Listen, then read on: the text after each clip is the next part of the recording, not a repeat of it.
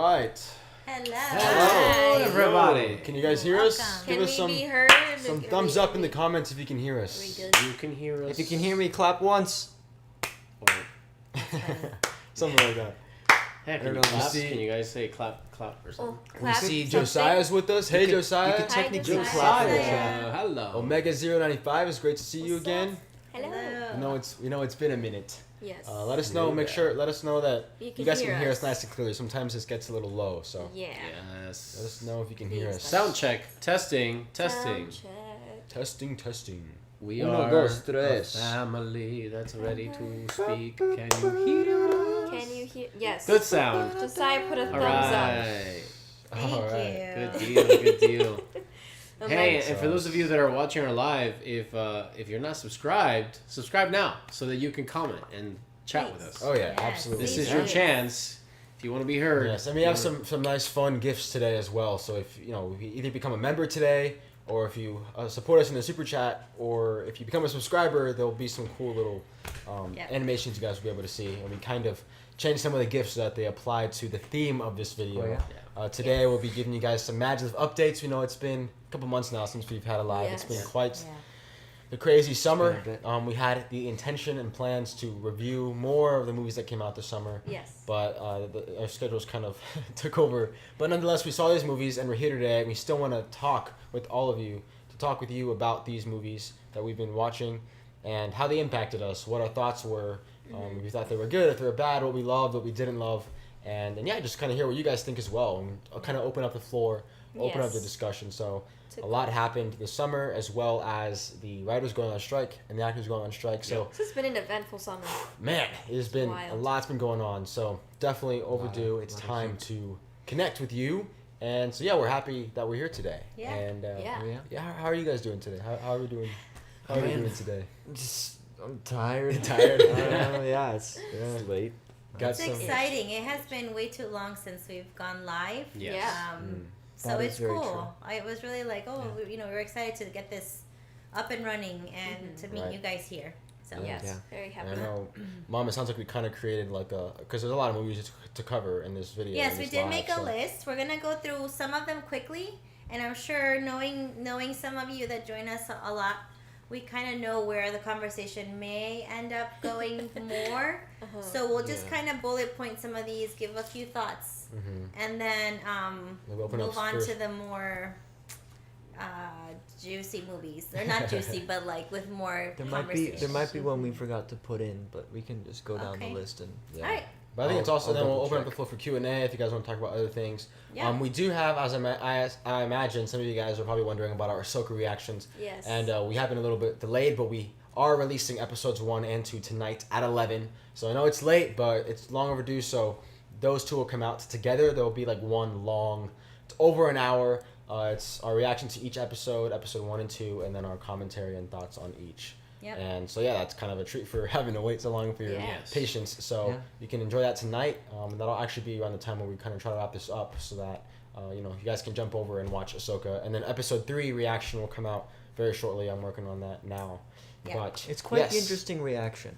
I Yeah. think Yes. it's definitely worth checking So out. we'll hold our thoughts on We'll Ahsoka hold our Yes. thoughts for that. until that but video I'm comes just So out, letting you yeah, know, until we get into it's it. 'cause- interesting. So Yeah, check we have it our out. thoughts. We have our thoughts. It's not what you would expect. It's a different reaction than most. A lot less bubbly and optimistic and happy. Now, Maybe it's because right. is So- it the show or was it the time that not we recorded it? I guess we'll just have to find out, right? right. But no, so before we This is begin, true. let's see here. Jason, Guinea Flags pig. at Dawn, Jason. Gaijin Guinea Pig, yes, greetings Vasquez Hello. fam, long time no see. Hello. It's great to see you, Jason. Great Yes. to see you. Yes, indeed, Yes, very great to see welcome you. back. So awesome to connect. Yes. Josiah's excited great. to hear that Jason's in the comments. Yeah. We Yeah. got the guy, got Megan, Francisca. Yeah, I so saw any of our Zakeem joins Porter in there somewhere. Yeah, I feel like our Yes. live stream crew is starting to get Yeah. reunited. starting to come in. This is very Yay, exciting. our friends We are love back. this. It's Yes. a reunion. Yes. It's like a reunion every Yeah, time. this is great. In all Yeah. points This in is life. great. And remember, guys, again, if you guys support us through Super Chat, or if you guys subscribe or become a member today, you guys will get little notification fun gifts Yeah, on our gets live. So cool. if you guys want to make the live more exciting, Yeah, just let's support us go. through there. But Let's nonetheless, go. Make we're some excited. noise. Add some animation to this night, please. Yes. Yes. Yes. But mom, okay, so Excellent. let's All right, so let's kick it number off. one, Yeah. Little Mermaid. Ooh. Ha! Well, did we get to make a video on that one? We did We not. did We not. filmed. So We filmed some stuff. we'll talk about that one a little bit more. I think ones that we've made videos for. Oh maybe- no, we can talk about Little Mermaid. Oh We'll no, start that's there. what I'm saying. That's what I'm Yeah, saying. quick. We Yeah. didn't get Little to. Mermaid. For sure. How to jump into this? It's hard because it's been such a long Yeah, time. Make a it's been a splash. It's hard to I like. think we genuinely, I think we enjoyed enjoyed it. it. We actually enjoyed did it. We enjoy weren't it. like, this is terrible. It We wasn't- actually liked it. Yeah, I think we as a family can agree. I'll speak for myself, and you guys can agree or disagree. But the Little Mermaid animated film, like the actual original Little Mermaid movie by Disney, is not my favorite princess movie as well as Yeah. my favorite Disney movie. I think that as a story, it's flawed in the sense that it doesn't fully deliver that cautionary tale, Yeah. and Ariel doesn't necessarily see the consequences in which she would truthfully or rightfully receive. And To be therefore, fair, it's there's- kind of flawed. And I think it was kind of just like a flat character in terms of her growth and what she learns compared to like a Belle or some of these Yeah. other princesses. We want to compare the princesses, right? And I think what we kind of enjoyed about this movie was the way that they added more layers to Ariel, and then And to Eric, too. and to Ariel. Yeah, there's a little bit more there Yeah. for sure, and that kind of we enjoyed, and they added more life to the moments where Ariel becomes human and she's on legs and all of that. So I don't think I was going to chime in and add Yeah. what you guys thought, but No, There, I there agree. was an original song, a few, Multiple. that I really did enjoy. I did love the Scufflebutt. Scuttlebutt. Scuttlebutt. Scufflebutt. Scufflebutt. Sorry, I've been reading too much Dr. Seuss today with my nephew. Scufflebutt. Scuttlebutt. Can we write that song too? Scufflebutt. That would be fun. That could That fun. one was a fun song. I did like the original song in there. I thought Ariel, the actress, Beautiful voice. beautiful voice. And she acting. did amazing. She did awesome. I loved it. So yeah, I enjoyed it. Next, yeah, anyone I think else? no. I think Thoughts? well, to kind of go off of what you were saying, bro. We also we hadn't out of all the classic Disney movies, like the only like I feel like the most the most that I remember about that movie is the details in the ride at Disney. You know, we never really watched Little Mermaid too often. right. Yeah. So I feel like any little detail, any new song that I got, I was just like, this is so much fun. Yeah. You know, I wasn't too attached to the older movie, to the classic movie. So you know, I think there was something special about experiencing the story in a different way. Even though it was live action and some shots looked similar and also very different than the animated movie. It was very charming. It was very the performances were honorable, and they made me laugh. They made me laugh. They made me have a lot of fun. And it truly was I think a fun and a great experience. So Yeah. Definitely more difficult to watch for me. I think for the purpose of comparison, it's hard not to compare it because I grew up with, and I know you did too, Love, with the animated version, and there were certain moments that were almost frame by frame recreated, and some of that did not work for me because I immediately was transported back to the animated frames of what was kind of a more magical era of Disney, perhaps because I was a child and I didn't have any, I wasn't, jaded by the world and had all these weird high expectations like I do now, film snob right here. So I get that. That's an obvious, I'm aware of that. But for what the movie was, I really did enjoy it. There were some things that I was kind of like, I was not crazy about. I was remembering Eric's song. That's exactly where I'm going. Yeah, I said I like the original songs, not all of them. That song was. Eric's song was a little. That was strangely directed in my very. It was a beautiful song. Like, Yeah, I I mean, really liked you But try it was- singing it. the I way it couldn't was- sing that. I mean, It no, was for the real. film. I mean, that's what I'm It's saying. not the singing. No, I the think, singing was fine. It was It just was the just way Just it the was way it was shot. directed. No, the movement of it, the choreography, it just seemed. The It placement. just got. It just felt out of place. It got a little melodramatic. I listened to that song outside of the theater, like over and over again. The song I was thought it good. The great. song's really nice. Again, it was a directing of, and again, I might be alone in this. No, But I just agree. remember in the theater going through that, and I was like, I mean, I get what they're trying to make me feel, but I'm really distracted with all this this choreography that was very silent movie, and it was more silent movie and less musical. Yeah. So that was that was it felt it. strange because the way they did the other songs in music videos, so not music videos, but like the music parts, it did feel out of place. But I liked the song. I think that's why I felt distracted. I'm like, I love the song, but I don't love what I'm seeing right now fully. But I know for me, with the scenes when they were trying to almost replicate the original is kind of what took me out of it in some parts. Mm-hmm. Also because it's underwater and that's hard to accomplish with visual effects and stuff like that. Mm-hmm. So that already was difficult. And it wasn't distracting to me, but because it was so identical, there was nothing really new to it for me. But like all the stuff of like when Ariel's on land, obviously that happens because it happens in the cartoon. It's, you know, in case anyone didn't want spoilers, I mean, it's out now for a very long time. But yeah, the part when they were outside and that whole it was all new and fresh, which I absolutely loved. So it was like a halfway through, I remember we were feeling a little bit concerned about how it was, and then the second half definitely kept us still attached to it, at least for me. But yeah, my favorite scene was the scene in the study in the live Eric's study, where there is just beautiful back and forth between Ariel and Eric. Even though Ariel she couldn't talking. Correct. It was there was something quite new and a different kind of magic. That even at this age, this film snob suddenly became a kid again, and I was just like, I just believed it. I wasn't thinking about anything. I was just feeling it and experiencing it. So that was without question my favorite. I mean, I could take that one slice and be like, this movie was worth all of this one moment. And then the rest of it, you know, I think what Matthew's saying, that there is a cautionary tale to this one. And not just for Ariel, also for King Triton, which that's a whole other subject. Yeah. I absolutely loved. Yeah, I love that. All right, shall we move to number 2? Let's move to number 2. Spider-Man. Ooh. Okay. Across the Spider-Verse, And I am going to be the timekeeper because we have a lot of movies to get through. Plus, we want to talk to you guys and kind of have a back and forth. Questions, So we're trying to go through them rather quickly, and then we can go into them later again. Yes, for sure. Joshua, you first. With Spider-Man? Spider-Man. Across the Spider-Verse? That one. Well, I think it was quite interesting because I found myself annoyed walking out of the theater. And it's not something that I can sugarcoat because it's an emphasis on how good the movie was. I think because I was so attached to the story, to the characters, to the music, to just the art form, the absolute art, just there. It's beautiful.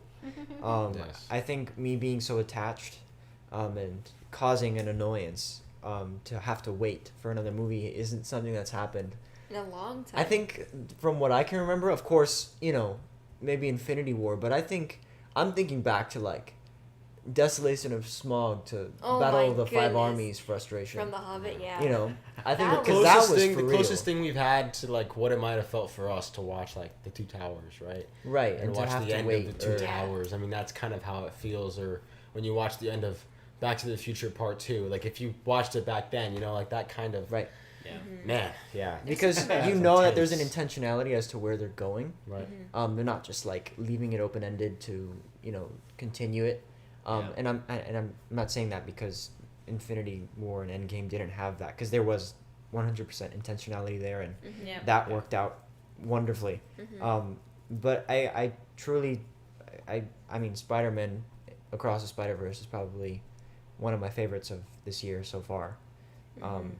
And yeah, it's just everything about it is great, but I'll pass it on. Those are my thoughts. No, I thought it was absolutely wonderful, and even the way it ended, it added such a magic to the whole experience. I think also too because we've been trying to get out of this rut of like, you know, truly bringing back that magic of the movies, of people coming together, wanting to come back for more, like having that almost that hunger to see more. It's been a while since I felt that way, and to watch the end, and I was like, is this seriously finishing? Like I haven't felt that in a very long time. So it was definitely a magical moment for me. And it makes me excited and eager to see when we're able to see the next one, because I know of the term of events right now. It's kind of, you know, everything's kind of on pause. It's been brought to a halt. But very grateful for the masterpiece nonetheless. Yes. Yeah. So whenever we're back up and running, when things are right, then I can't wait to see it. So. Oh yeah. Yeah, man. No, it was definitely great. I think it's definitely one of the more original movies that came out this year. And that also was just like we said, mind blowing and gave us a new, fresh experience. I think the next movie that's going to do that for us this year potentially is The Creator. At that same kind of level, obviously in very different ways, but it's very similar in terms of that wow factor of never experiencing that, you know. Well, because Spider-Man still had the Marvel factor to it, and I think there was something really special about approaching, you know, the Marvel Cinematic Universe in such a different way. There was such a pacing, and everything was just, I think one of you guys said it, a wow factor. So it truly was a spectacle, something that if you didn't get to see it in theaters, I'm so sorry. I'm sure watching it, you know, at home on whatever screen you can will be enjoyable nonetheless. But, you know, if you got to see it in theaters, in speedos. Yeah, no, I wasn't going there. No, but, you know, in theaters, I think it's something to be excited for if you get the opportunity to watch the next movie in theaters, because it's a big build-up. And for you guys, since you're here with us live, we did have the experience of sound with that movie. Yeah, that was the funny part. We went into it and we were like, we can't hear anything. In the beginning. Very first 2 minutes were really tough, and we could not make out what was happening. The drums were hear Gwen. Yeah, there was a sound. I think, but it was across the world, across the nation. Yeah, across when it the came nation. out. Yeah. So then we got our money back, and then we went and got tickets for another movie theater. I just absolutely love how that was the only issue with the movie. Yeah, like everyone was like, it was fantastic. Movie, the first intro, that. Quiet, weird noise was weird, but I loved it. It's Yeah. like that was the only flaw of that movie. Yeah. So that's just it makes it a great movie. So. Yeah, man. All right. So great. And now before we move on, sorry, there's some of the comments. Yeah. Zakeem Porter, Spider-Man Across the Spider-Verse was fantastic. Yes. Jay loves you. It says visually stunning. Yes, we agree And with let's that. see. Josiah says, "Oh, Spider-Man, it was so good. Definitely my favorite movie from the summer." I agree with Joshua. Was kind of annoyed it kept building up. Then it just stopped. That's the feeling. I feel like, especially since they kept teasing you, and it's like. And I found it comedic how the song at the end was called "Am I Dreaming?" It's like, yeah, am I dreaming? This is over. Like what? But also, this can't be am over. I dreaming? How amazing this is that I want to keep watching. Yeah, it's a perfect song. That too. Very cruel ending. Yes. And then Josiah, last comment here. Do you guys think we will see Venom in the next one? I mean, maybe, It's very but possible. I don't know how that would work out in terms of story wise. Yeah. They have the rights to And do then it though. Richard Sony. Sibley's is mentioning how Hobie Spider-Punk was what a really his favorite cool character. Spidey from the Spider-Verse movies. And I think, yes. Yeah. I agree. He was such a wild card. Like Daniel Kaluuya did so good. such a the character. And then we got the live action Prowler. Live action Prowler? Yeah, Oh, yes, Donald Donald Glover in there. Yeah. That which was kind of a wild. full circle moment. Because as far as I understand, his role in, I believe the show's Community, and that whole scene he has in the Spider-Man pajamas is kind of what began the whole concept of a black Spider-Man, which I think is pretty cool. If I have that story wrong, let me know in the comments. But as far as I know, that moment for a lot of longtime Spidey fans, Miles Morales fans specifically, really appreciated that moment. We learned that from New Rockstars, I think, because we watched the breakdown Right. afterward, which was very nice. I think it's Yes. a lot of fun to watch that. So Yeah. And my favorite thing of Spider-Man Across the Spider-Verse, there's a lot of great things. Two favorite things. One, the I forget the Indian Spider-Man. What was his name? Oh. Someone put it on here. It was great. No, that's the somebody Hobie else. Spider Punk. It was so great. Oh my gosh, I the just name's drew a on the blank tip on his of name. my it's tongue. been a bit. It's okay. Me We'll try- I find can his find name. it. It's been a while since we've seen it, but Yeah. that whole bit in India was that so was- fantastic and unexpected. I so love Especially the the art chai style. TC. Yes. That one And the music. cracked me up. Yep, that was so wonderful. funny. But by far my favorite moment is the scene with him and his mom and his dad, the dynamic of his family. You know, Miles has a lot to lose. Yeah. And stakes he is, are- oh yes. Yep. And there's no You love that Holy- word. You love that word. oh man, because that's what it's that's about, what we man. work. That's our work That's right our there. work, yeah. You know, if you understand what you're gonna lose if you don't get what you want, man. you're There's lost. nothing So that it's a strong force. right. So sure. so that whole element of it. Well, even I think Miguel O'Hara's his stakes were so my goodness, high, Yeah. Yeah. and at first you think he's being completely just, aggressive, and why be so over the top? But you understand at the end, why Understand. Right. why he Yeah. had such. You don't necessarily agree. Very, very strong I was happy to see him intentions get- behind both of those characters. So All of them. his name is Paviter Prabhakar. Yeah. Prabhakar. That's right. I forgot his. I don't remember. They probably gave him a nickname, but I don't remember his nickname. in Yeah, the movie. there was something really quick and catchy that they gave us. Yeah. Because he's like, you don't have to call me that. You can call me, and then he said it. So if you know that, please put it in the comment section. Yeah. But that's my 2 cents on it. Mhm. I would give that movie a 12 out of 10. And Yeah. Yes, that was fantastic. 12 out of 10. I would have given I it a think it's a 15, but good- the sound Very good. The sound, right? Yeah. ruined All it. right, so we have 9 movies to talk about. Oh. So Olé. number 3. I don't know if I should save this one for last.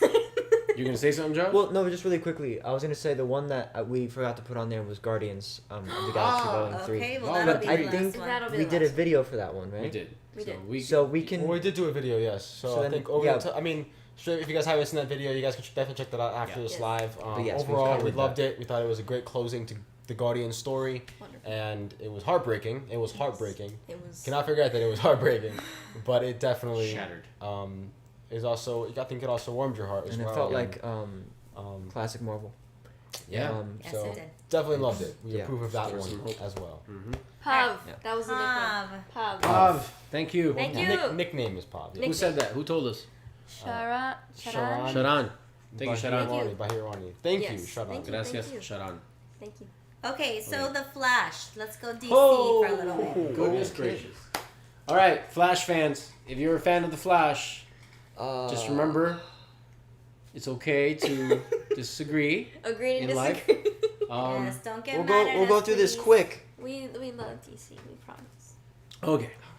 Who wants to start this one? The Flash. You can start. It was chaotic. That's Yeah. like the general term. Because I didn't fully dislike it. It's just there was a certain point in the plot where I'm like, where is this going? Like even in the end, and there was like some writing choices that didn't make sense to me. Like the more I thought about it, the more I realized how like plot driven it was, but at the same time it wasn't. Yeah. It was kind of a use of fan service with like the overusing of certain characters. It was just a lot. It was. I think chaotic. it was what it Because needed to be. I at first enjoyed, I at first enjoyed it. It was funny in the beginning. I'm like, okay, this is kind of cool. And then they were doing some choices. I'm like, wait, this is weird. This is very strange. So I have to say it was chaotic. Yes.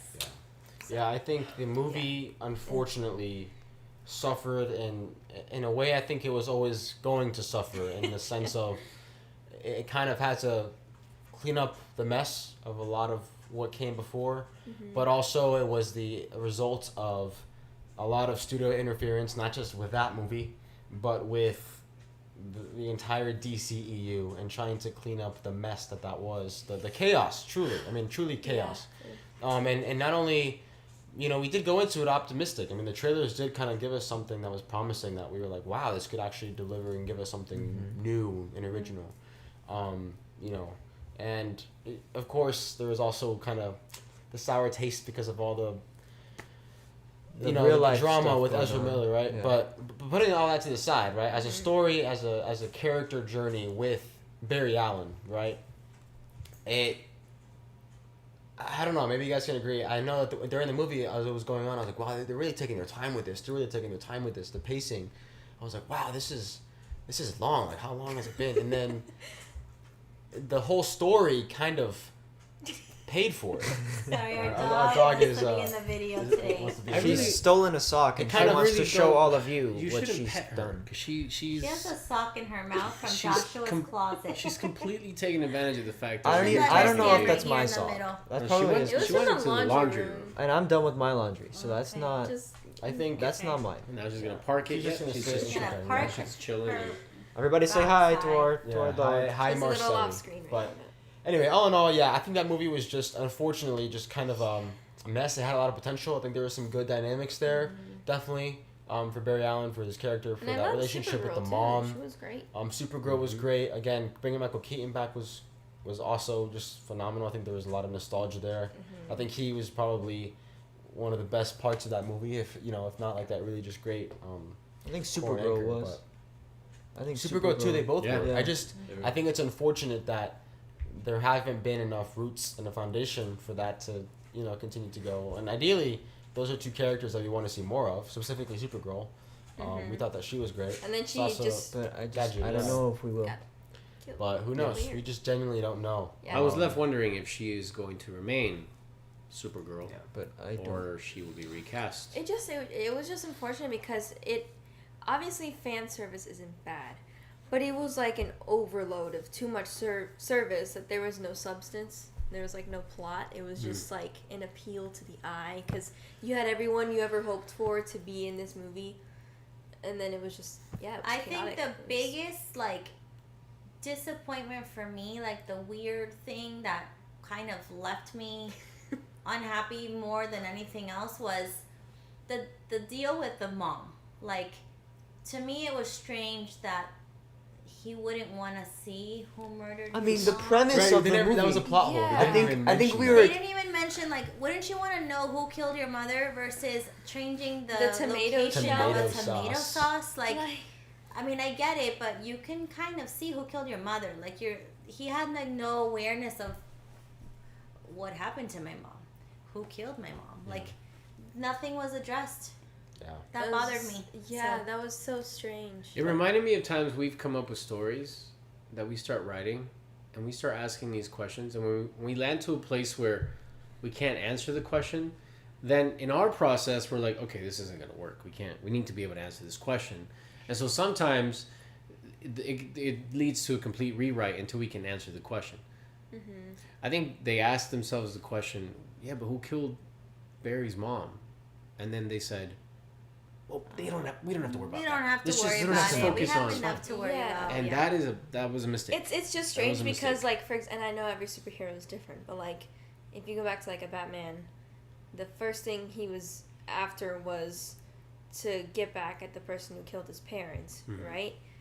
It's like even if Batman had the time, like it's like even if Batman had the ability to time travel, he wouldn't try and convince his parents to go elsewhere. He would try and stop the Correct. person from killing. I don't know. Right. It's like, and obviously it's a very different story and stuff. But, it's yeah, emotional it was common strange. sense. Yeah, I emotional mean, common sense. I just, you know, I it's, don't know. it's interesting because, you know, Josiah made a good point that, you know, Josiah said, I really try not to be super critical with movies, especially superhero movies. Yeah. However, The Flash broke my heart.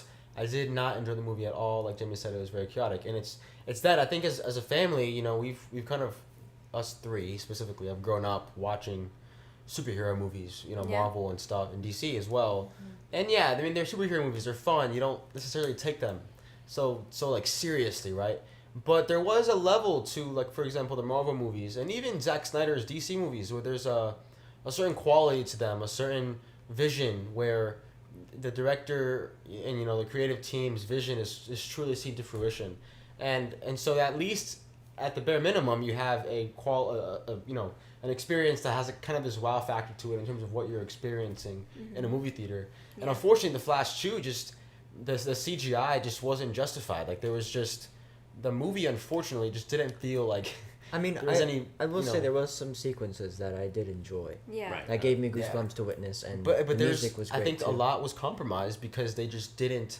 It almost at times felt like they just needed to finish this movie and get it out because they were losing money and because they just needed to be. They wanted to be done, and rushing things, you're gonna compromise and you're gonna, you know, the characters and the story's gonna suffer, and you kind of, I think, feel that. And we so. did some researching after we finished the movie, so that we could better understand what was going on behind the camera, kind of, you know, what might have affected the result of this movie. Because like Matthew said, it started out really, really great, I think. There were Yeah. certain things that were really fun to witness, like him running around naked was hilarious. It was that's very true. You know, strange and the funny. Flash, like Yeah. having such a human moment to like go through that, and it was I think a beautiful chaos. I Yeah, really it was enjoyed the Well, chaos. again, do you But guys? would you have guys to be able agree- to land the chaos in order for it to work, because then you just leave the audience Everything everywhere all at empty. once. That's all Yeah. I have to say. That's Yeah. If you carry It's your all character, about the movie is intentionality proof and- that you can literally do anything. and contrast and, And- knowing where to.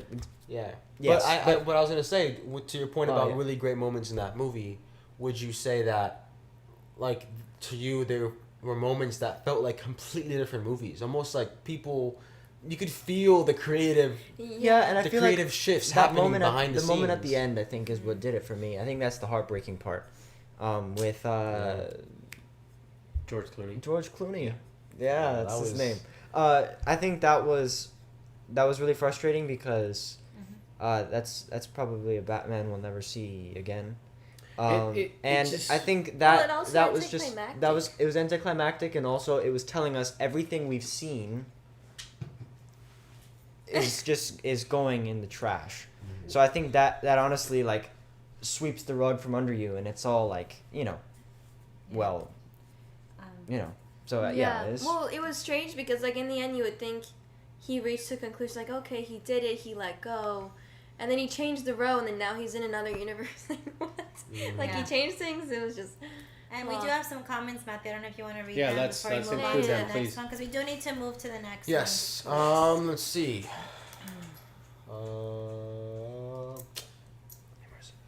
Once I'm trying to see here. I think the Flash CW show explains better who killed Barry Allen's mom. Yes. Yeah, we definitely watched. I think the first We 3 loved seasons, it. and then we kind of fell off of it. But yeah, that show was But was look great. how many seasons it took to address this issue, and they want to do it in one movie and add a whole bunch of other concoctions to it. But Yeah. crazy. Too They, much. they didn't even Yeah. address the issue. No, they didn't. No. So It's it like, was as long nice as fun. my dad's face can be on camera, we're good. Okay. It's like he was trying to save his dad and not. Yes, in this Wow. one it's about his dad, and in the CW show it was about his mom and the And But his this killer. dad, one was though. also And his his dad. mom. He Yeah. needs to save The his. CW show is far He more needs to complete save than the his movie. mom in order Yeah. to save his dad, which I guess that happens too. But Anyway. tomatoes. It's over. Moving on, right? It look, at the end of the day it became a punchline. The end of the movie was a whole punchline. Like, how are we going to tie this up? Barry kind of saves his dad. That's what he wanted. Mission accomplished. It could fix let's end anything with this- Clooney. Yeah, let's end this in a good joke. Right. And a good tongue-in-cheek, even it's George Clooney's way of saying, I'm aware my Batman movie was pretty crappy. So we're going to end this with making people go, huh? And some people were like, oh my God, that's amazing. Yeah. And that was not us. Yeah. Well, I and think that's okay. Josh was It like, wasn't. I don't think you even realized that he was Batman, right? No. I know. You were like, I was "What, like, George Clooney? Yeah. What is this, Ocean's 11? Yeah. It's like, what mission are we going on next? Yeah. All right, so now let's move on to the next one. Is that okay? Yes. Yes. Indiana Jones. Oof. Okay. Okay. And the Yeah, Dial of that's- Destiny. So for all the people who were bashing and saying Yeah, I don't negative understand things, that. listen, Indiana Jones is very, very dear to a lot of people, and I think the nostalgia is the whole point. I think seeing him in that light again, seeing him in the adventure, seeing that final scene sequence was beautiful. It was a beautiful way to close that chapter in our lives. Yeah. I loved it. Beautiful. It was Yep. beautiful. Like, Agree to so- disagree, but I think we And loved No, it. Yeah. I think there's a it's like you were talking about that final moment where they jump back and they go back like Yeah. Marty McFly back Yeah. that was it was surreal to see that, and it also goes, it's not out of nowhere. I think it's in the roots of what Indiana Jones is. I mean, even when you go to the first one, I'm the Raiders of the Lost Ark. Raiders of the Lost Ark. Yes, I but the part at the end where they open the Ark of the the Covenant. Ark of the Covenant. I just don't want to say it wrong. I know, that's why I'm When they helping open the you. Ark of the Covenant, and the consequences are, the actions have consequences, and you get to see the result of a bad decision. Yeah. And that's what happens in this one. I think it's true to what the series has been. It's a what happens when you tamper with history, especially for the antagonists of the movie. And oftentimes, Indiana Jones saying it belongs in a museum is most of the time right. It belongs in a Yeah. museum, so leave it there, and Yeah. don't touch it. So I think it And was please all. share so, with us if yes. you've seen it. What your What thoughts what were are. your thoughts? Yeah, let us know your thoughts in the Maybe all of comments. you here liked it. Maybe. I feel like for me, I feel like they honored his character as well as a person. Like, I know they used a bit of CG to make him look younger in the flashbacks, but then it's like really showing how much time has passed. It's like to show that he still is Indiana Jones, but he's not the same as before. And the fact that they were able to add the emotion to it and still add a lot of richness in his complexity of his relationship, and and all of that. It was very wonderfully done. I was like, there wasn't a moment like that was kind of plotty or that was kind of weird. I actually thought it was wonderful. Honestly, it gives me that example of like a Jurassic World's Dominion, like the final of that. I thought it was fun. It was really awesome, but you can really tell they were pushing a lot of the nostalgia in places it didn't need to be. I was like, okay, they're wearing the same outfits from the original. Don't know how you got an identical outfit for that many years, but that's cool. I still loved it. I didn't, I love Jurassic World and Jurassic Park, all the dinosaurs and stuff. So I wasn't upset, but you can kind of get that comparison of Indiana Jones and, the way they did it with the end of Jurassic Park. It's like it really felt like a very good close, like a beautiful, just tie the ribbon homage. Yes. Yeah, I loved it. And John Williams got to score it as well. Yep. I think there is just a magic and it's like a string that ties all of it together. It was. I mean, I listened to the score, and I have songs from the movie in my playlist. So okay. Really quick. Hello, Viking Axis, first live with us. Hey, Viking Axis. Really cool name. Josiah agrees. Very epic. Yes. Very badass name, dude. It's a Josiah boy. But yes, thank you for joining us. But yeah, Indiana Jones was great. We loved it. And we have actually not seen Teenage Mutant Ninja Turtle. Unfortunately, we want to see that movie. We will see kind it of a crime, very soon. I can't even claim or give you a good image of how much of a fan I was as a little kid. I mean, I got out of the live action Teenage Mutant Ninja Turtles, the original, and I was probably 8 years old, and I was talking to the sewers. I was like, Ralph, Leo, Mikey, I know you're down there. I was that kid. I mean, I was such a fan. So we'll tell you in a minute why we didn't get to go see it.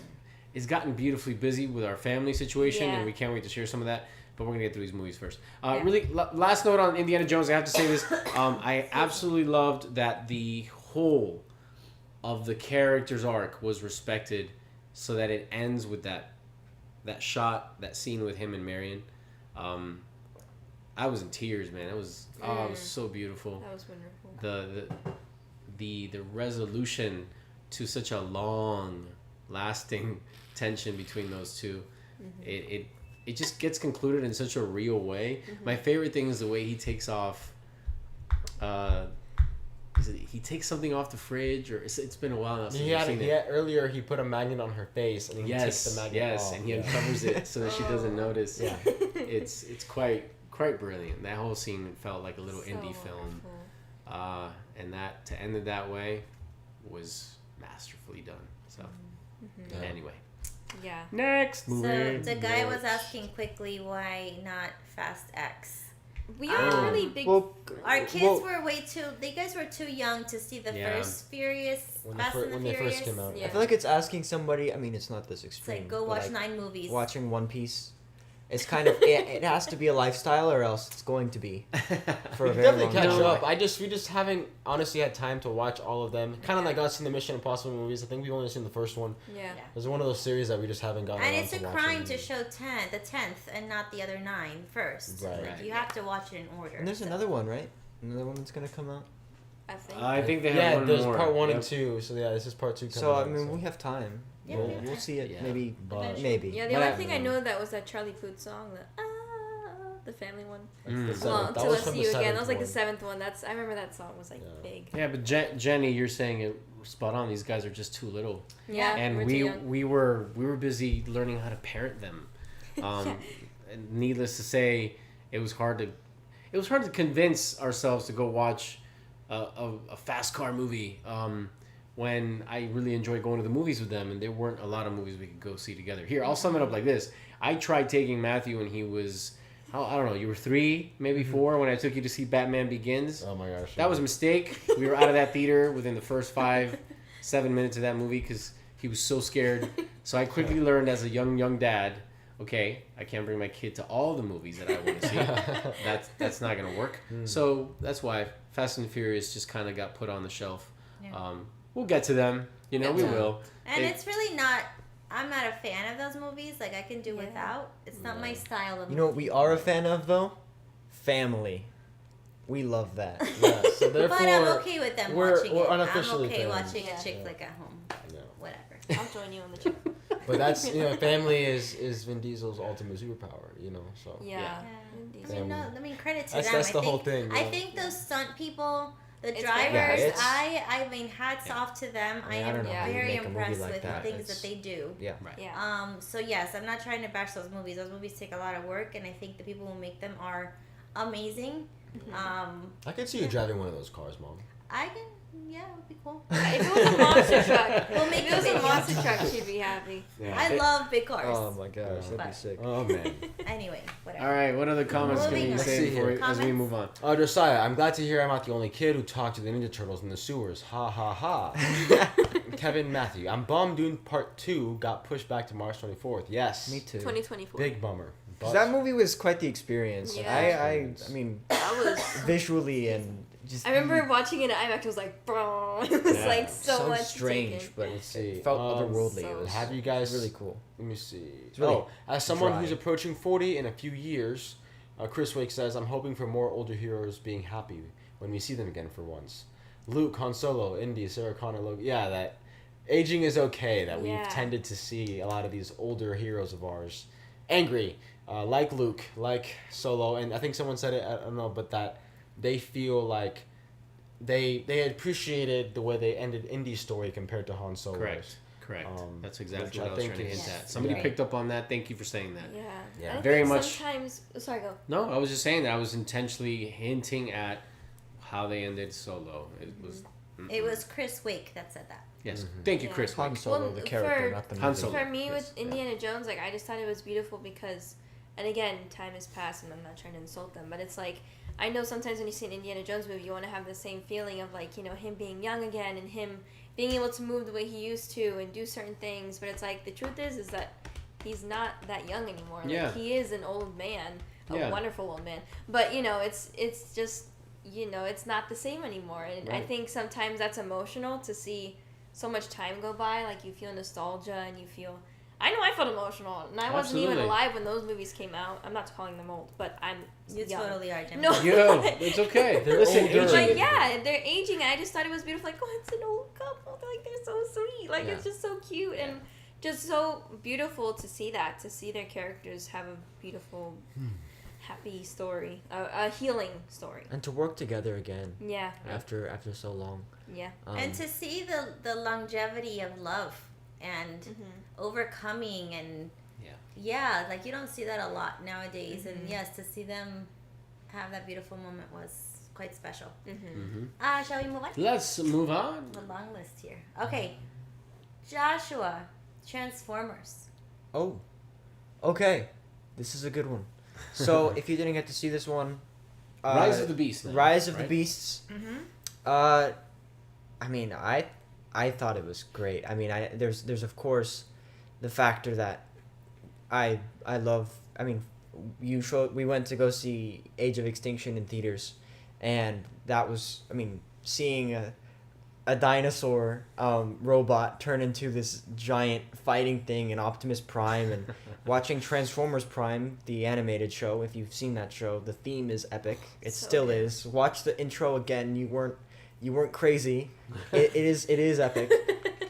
So there's a love that I have for Transformers. I know I'm not the only one. You guys, we all have our own individual Yeah. love for these cars that transform into fighting warriors and that are from another planet. It's so sick. It's so awesome. So much fun. Yeah. And so to be able to see them continue this, this cinematic journey, this awesome thing is like, especially since Bumblebee was the last one. Oh, I love Bumblebee. Was such a treat. I think like I said, the theatrical scale of a Transformers movie is always just So, fun. And if you had to pick a favorite between Bumblebee and the last one, what would you say?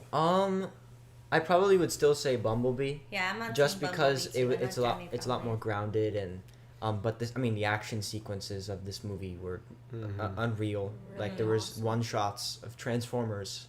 Yeah. I mean, and then if you haven't seen it yet, I'm sorry for spoiling it, but the fact that there's this guy, I'm terrible with names, but that the guy What guy? The The- guy, like the yeah, actor? Spy Kids Anthony 3. No, no. Ramos. Anthony Ramos. That's what I meant. Yes, his character's character. name. The Yeah. the fact that he was able to transform into a transformer outfit That and was to help so- Optimus Prime, like Oh, man. I mean, I I got think it emotional. fulfilled everyone's dream. The of music wanting was to help there. The Transformers. Yeah. You know. I was Yeah. welling up. All in I was a all, little yeah, boy I once welled again. up too. It was so great. Such a great moment. Absolutely So agree. the emotion was there, despite how maybe how sci-fi it might feel.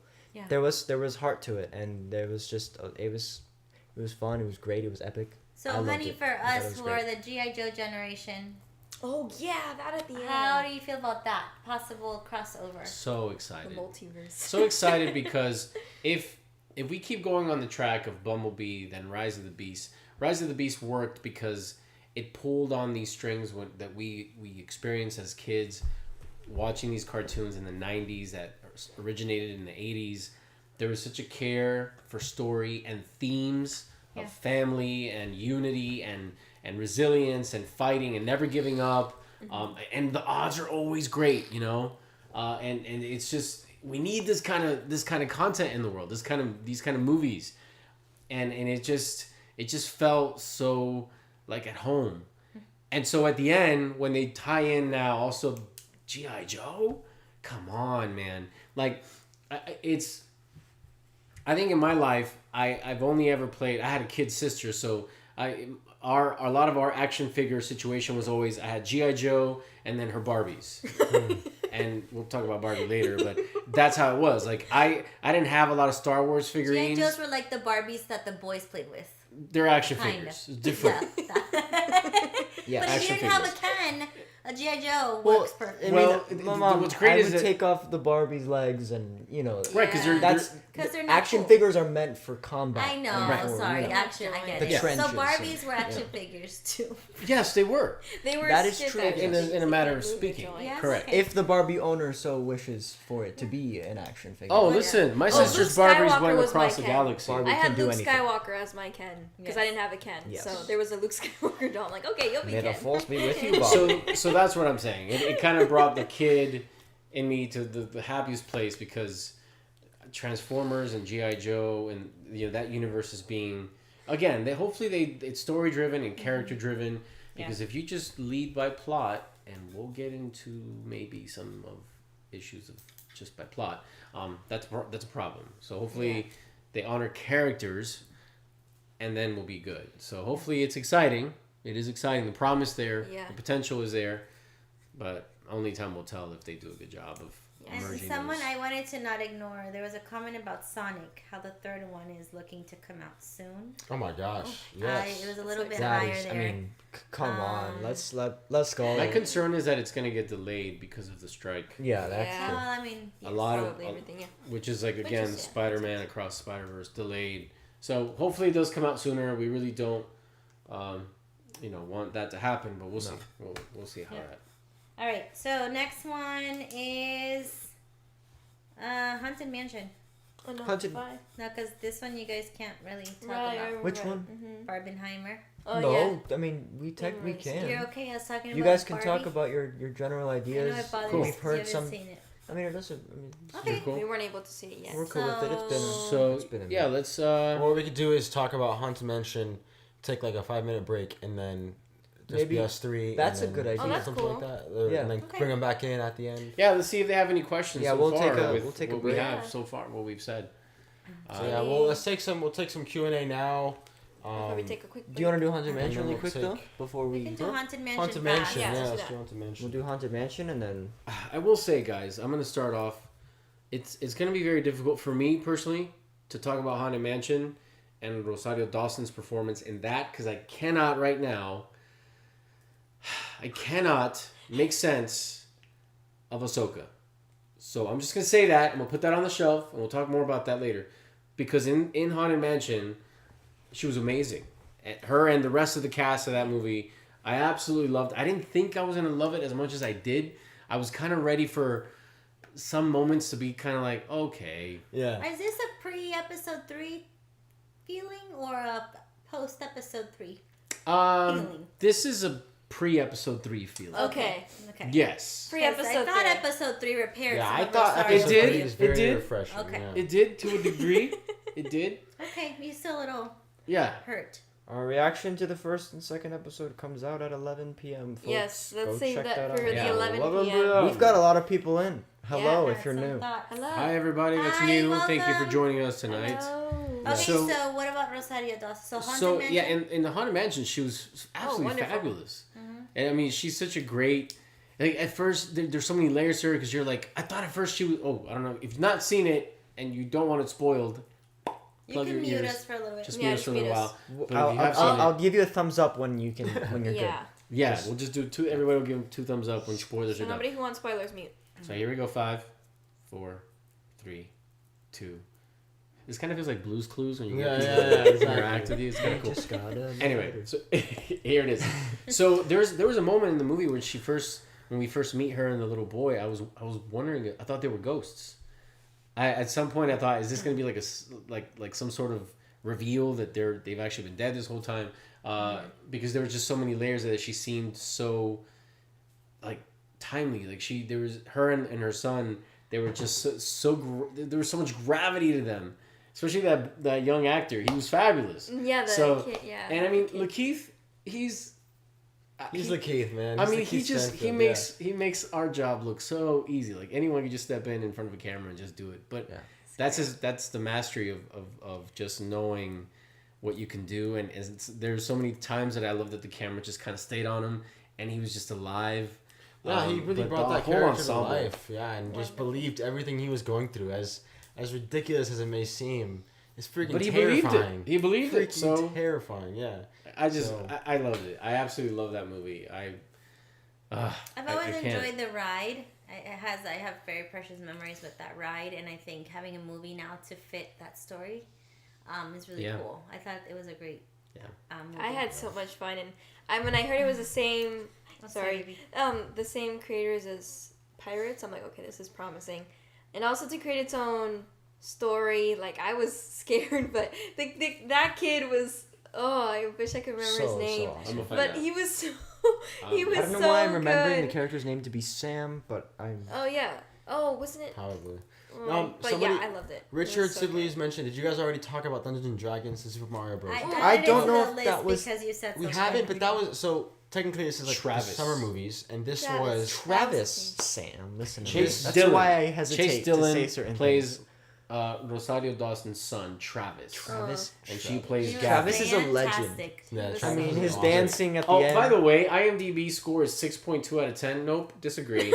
No. There's Oh my gosh. I haven't read any of these reviews as to why it's a put it on- 6.2, but man, I the disagree. internet has got it backwards. It's so fun. It's But anyway, to backwards. answer Richard's question about Super Mario Bros. And Dungeons and Dragons, I think those are like at the very right before summertime. Yeah. But to kind of quickly go through them, I think we loved both movies. Yeah. Loved Dungeons and Dragons. It was extremely original. It's a lot of fun. Oh my goodness. And Super We're- Mario Are we Bros. talking about that movie right It's now? also a blast. Well, really quickly, because it's technically not a summer movie, but it also was like at the cusp before summer. So. There was instruments that Lorne Balfe did in the score that I have not heard in a very long time. It's been the same instruments for a long time from the movies that we've seen.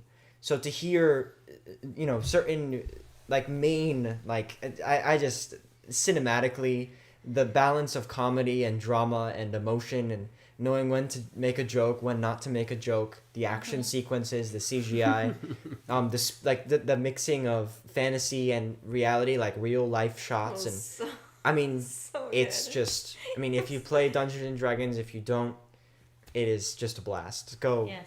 see it. It was And fun. then- It was really fun. And then Well Mario. written, super well. And written. Mario Paladin. was, I mean, the kid in Jose and I was like, it was just, man. The movie was super. Yeah, I don't know. The Absolutely sounds super. that they incorporated were like so legit to the games. The world that they created was, I mean, they are genius. Like, I don't know, it's Matthew, and I'm sorry if this, I It's know, okay. being in this family, I should know this, and I'm usually the one that doesn't. The creators of Mario are the same as Sonic, correct? No. No. So you see? Despicable Me. They're I did not say elimination. that. Well, they're good too. We love Illumination. Yes. So, We have Illumination is for a very long time. so they made Mario. Yes, Mhm. Illumination made The Mario. voice actors. Well, Illumination has really not really gone wrong Yeah. in a lot. I mean, we Yeah. love their Looking movies. Looking forward to so- Migration. Minions. So they did great with Migration. Mario. I'm thrilled. I'm thrilled for the future of little kids out there who can have a future with Mario in their lives. These kids having Mario and us growing up with Mario, like, I'm sorry, I'm going on. We just introduced I our love cousins to Mario. Mario for the first time. We love Mario. Thank you Yeah. so much, Kilvish, for the super chat. Oh my my God. gosh, thank I you. strongly Thank you. recommend Cherishing 1 and 2 Bollywood version. Okay. 8.5. You will love this. Yes, Alright. thank you so much. Oh, We've let's actually, add that. Thank you. we have to add that because we've heard that one many times. We've actually, I think, seen that one in our comments. So Oh, and there was another comment, Matthew, about someone who asked about our Indian channel. Yes, Kasi. Kasi, you are very welcome to stay here with us. Yes, we do have an Indian channel, and we will do lives on there to talk about Indian movies. Yep. Yes. But right now, since we're talking about the movies we've seen here in the U.S., we put it on our regular channel. right. Correct. But you are welcome to be here. You're Yeah. welcome to Yeah. all of our Absolutely. channels. Yeah. We love having you here. So Yeah. And Channel. our MaJeliv India channel is going to get a lot of love very soon. Yes. We're getting back into the flow of things. We're going to film as much as we can, things that we're very excited to share with you all. Yeah. Movies that have been on our list. We have a beautiful list that has been growing through time. So we're going to just little by In little all, chip in all at it. honesty and transparency, this goes for Indian audience as well as our American audience. It's a lot of editing has had to come back on me just because we've, kind of in the search of a new editor and having to get a kind of, not that, I mean, before it was me kind of doing a lot of it, most of it. But it definitely was helpful to delegate some of that work to somebody else. And now that I've kind of had to tackle both and all of it, in the midst of everything else going on, it's just, we're definitely getting back into it. So it's coming. Thank you guys for your patience and your support in the meantime. And we again, really do appreciate thank it. you. Matthew works really hard, and I know I'm Right. going to say it. Matthew works his butt off. If anything is delayed, it is because he's trying to manage not only that, but a lot of other things that he Yep. has going on. So he is taking a big load of the editing again. We tried to delegate a little we had an editor. We did have an editor. We are looking And for then one that now. did not work out. Currently, but we're gonna get. Matthew said Yeah. they're coming. They're all coming, good. and Yeah, it we are happens, working yes. really hard to get it for you. So Yeah. thank you for your patience. it really happens. This stuff happens. Things happen. So. Let's hear it for our editor, please. Oh. Yes. Thumbs Give him some love in the up. chat, please. Put Give all him the love thumbs you up. can for Matthew. Put some 'cause hearts he on works there. really hard. This is it. Like Thank you. give him some big Yes. time love Thank because you. we would not have the He- kind of he feel we works have hard. in our Yeah. videos if it wasn't for Matthew. So good Thank job. you. And All right. All right, let's get back to the comments. But And- thank you guys. Thank you. Somebody mentioned Blue Beetle. We have a video Yes. for that. Oh yes, well, we have a video, and we also are going to get into that Fantastic. in this. So So just should we get stay into that tuned. before we? No. So I mean, the way this is going to work, we're going to get into Barbie and Oppenheimer. They're the main ones on our thumbnail too, and that was, I think, the biggest. Yeah, we don't thing want to this falsely summer. advertise. This was the build up. So we are definitely going to get there. Yeah. Yes. Let's see You're here. getting lots of love, Matthew. Thank you. Yes. Before we go any further, I Is did want that to our see. friend Kevin Matthew? I think so, Kevin Matthew. That's what I was going Is to say. that you, Kevin? Kevin, We have a very dear friend, Kevin, and he has the same name as this Kevin. So, is it you, Kevin? let us know it's you, Kevin. And if it's not you, it's okay. Hi, Kevin. We're happy you're Why is here. it so much fun to say the name Kevin? Okay. Because It's of Home I'm Alone. trying to read what Kevin said. Sorry. Go ahead. Is everyone saying Ahsoka hasn't been good? Haven't checked it out yet. The Star Wars TV shows have been a hit or miss for me. Also, did you guys talk about Blue Beetle? We are going to talk about Blue Beetle, but yes, we have a review if you want to kind of get our initial out of the theater reaction. But we definitely want to talk about it here, and we agree. We are bummed that it did not do well in the box office. I think it deserves a lot, but it also, I guess, is understandable with everything going Blue on. Beetle so didn't do well. No. it hasn't been doing as well, I guess, as they had hoped. Right. Yeah. But it's still doing fairly Go well. I check mean, it out. Um, But yes, It's Brent's great. Age of Grogu earlier said Rosario's performance in Ahsoka was more that she has reached as high master in discipline as you can get. So when her performance comes across as stiff, I see 100% focus of character. And then Josiah replies to that, says, I see that as well. Maybe it's because I'm a huge Clone Wars fan and I Yep. love the voice actress so much. It's taken me a minute to adjust to Rosario. Jeff Which is like, you I can agree. agree with. But again, you guys will have to check out Yeah, our that's another episode conversation. reaction to 1 and 2, and then our episode reaction to episode 3. Yeah. Will It's definitely release still worth very the watch. soon Like, to kind of see please how watch our, it. our thoughts changed and kind of have shifted and evolved. But Yeah. definitely is worth the conversation. So before we keep going, let me see. Thank you, Sirga, for the love We definitely appreciate it. We love to do this together. Yes, thank Trinity, you I so think much. you've asked us a couple times about the new Spider-Man trailer for the game. I think we have. I don't know. They've released a couple We've now. seen But like some features. I definitely. Josh has. I'm not sure if I have, It but is. I mean, nonetheless, very exciting. Very Yeah. exciting. Those games are phenomenal. Insomniac Games is, I think, from the first game that we played of theirs, Gem, you played it, was Song of the Deep. And One now of their they're OG games, and they're like, oh, what's that? now It's they're their just very first killing game. it. So It was so cool because like, I remember playing Insomnia, like seeing the title and then the game, like I loved that game. And then years later, I'm like, wait, is that the same company? Then I look it up, and sure enough, it's the same company. The So I'm whole- like, I feel like an OG fan. It's kind of epic. the whole Venom thing and the changing in his fighting style because of the anger and the rage that Peter Parker has, Yeah. because the symbiote is in him. I think that is so remarkable, and also the way that they switch between Miles and Peter Parker. It's incredible, and it's exciting to probably watch Matthew play, because you play that one, and I might try a little bit, but yeah. mainly. Well, we still is- have to let a Miles Morales game. We still have you to could play that, definitely yeah. try, yeah, because I played the first one. I would Yeah. mind handing it over. and for you sure. can play too. I usually, I like Oh, keeping yeah. the comedic relief. Too. Swing around. And Intense moments. double A is saying, "Sup, Principal Lopez. Great work on Cobra Kai." Oh, thank you. Thank you very much. That's awesome. Yeah, We I love appreciate Principal Lopez. I do love Principal I love Lopez. Principal Lopez. You I did was- great yeah. playing. I mean, it wasn't a great principal. But Yeah, that. He was not a great He had he's good probably intentions. And Kevin Matthew is from New Jersey, also Columbia. Hey! So, Hey. Okay, cool. Colombia. so you have a great name, Kevin Matthew. It's Yes. great. Wonderful. But yes, again, guys, thank you for the love. I see the love in the comments. I really appreciate it. And just so you guys know, it really is such a gift and a blessing to be able to have you guys and have the audience, and be able to connect with you guys. And, we get to talk about the similar things that we love. And Marzelli here is being fun.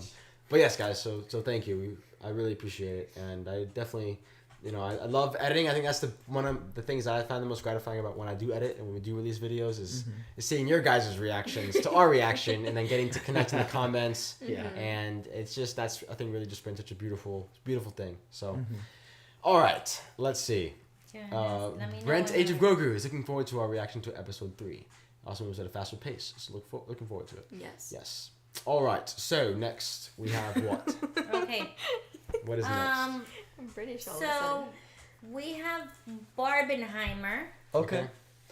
Barbenheimer. Okay, so what we're So gonna do we- is we're gonna take a 5-minute break right now. So don't Yeah. go anywhere. Stay close. Don't tuned. go anywhere. We'll be right back. It'll Yeah, be 5 maybe minutes. like us, go get a drink of water, Little or restroom take a break. restroom break, We're gonna or go to the loo if you're in the UK right now. Sorry, you're stepping whatever. on me. yeah. Or And something. then, Maybe go try to chase your dog down and take the sock out of their mouth. Not sure if that's what I'll do, but we have 5 I'll minutes, so bargain with her. we'll. but I anyway, think we so should let her we're gonna have mom five. We're gonna have You 5 wanna minutes. Be on camera? A 5-minute break. You want to say hi? We'll have a Not 5. to move over so she We'll can have. see Let me see. hi. I don't think you can see her. We'd have to move No, the camera. she would have to She's- sit yeah, right here. she's- with Anywho. Remy. I said- Point is, we're gonna have a 5-minute break, and when we get back, it'll just be me, my mom, and my dad. We'll kind of give our thoughts about Barbie and Oppenheimer. Jimmy and Josh have not seen it, unfortunately, but they will see it soon. I don't know what we're gonna do. But then you we'll know, kind of give our thoughts. we'll That figure way, we something can out. honor the, If you guys want to go into honor spoilers, the spoilers, right, and yeah. not get too much into details, because they do have to experience it. I think without really, I don't think it's right. I think those movies are both such incredible experiences that you kind of need to just experience it. So we're gonna take the 5-minute break, and we'll come back, talk about Barbie and Oppenheimer, and then bring them back in as we talk about Blue Beetle and kind of close up And conversation. Kevin Matthew with wants to some- know how long we're going to live be Q&A. driving for. I think our goal is to kind of go up until 11, maybe a little bit after. But at 11, our reaction to episodes 1 and 2 of Ahsoka will be releasing. So, that's like when we're trying to finish that'll be kind of the probably. transfer over. You guys can watch that. Yep. It's over an hour long. We made a really long video, so it'll be worth the wait. Marcelli is. I think you're gonna. wants to There be she on is. There she is. camera. There's Marcelli. Look at This her. is the Marcelli, moment come we've all here, been waiting Come for. here, girl. Sit. Oh my She's gosh. the 6th MaJeliv family She is. member. She is what is meant to This be is here. Marcelli. There she is. She has a With She's sock on in her. camera. sock This in She is has her a great. mouth. sock. This is what she does. So This is her. as we try to get the stock out, we're gonna take a Spoiler. 5-minute break, and we'll see you guys. Oh, and you can also Very enjoy soon. the little intro waiting thing that Matthew and I worked on. Yeah. And also, if you guys can please add any questions you have that you want us to talk about, it'll help us to have them all on there. Yeah. So we can kind Yeah. of. Yeah. I have a question Just for all throw of 'em on you there. that I would love to find when we get back. If you could share with us your favorite scene or scenes from one of your favorite movies so far in the chat. Just tell us, kind of like we shared with you Of this year, you mean? of this year that we've seen. And Yeah. it doesn't have to be just movies that that we've talked about. Maybe like Ninja Turtles. Maybe it's a scene you want us to look out for. I don't mind. I really want to know what's on your heart and like what inspired you. Yeah. What's a What scene has that's staying with you. connected with you. Yeah. So yeah. you have about 5 minutes or so to kind of think about it. 5 minutes to think. 5 And minutes you know, or more. Oh man. so All right, I'm let's- to I've given transition- you a bathroom thought. All right, when you sit Richard, there and do it. Richard Sibley's will let this transition to our next convo. Hot take: Oppenheimer is Nolan's best. So we were gonna unpack that comment and dive a little deeper into Oppenheimer and Barbie coming up. So we'll see you guys in 5 minutes. Don't go anywhere. We'll be right back.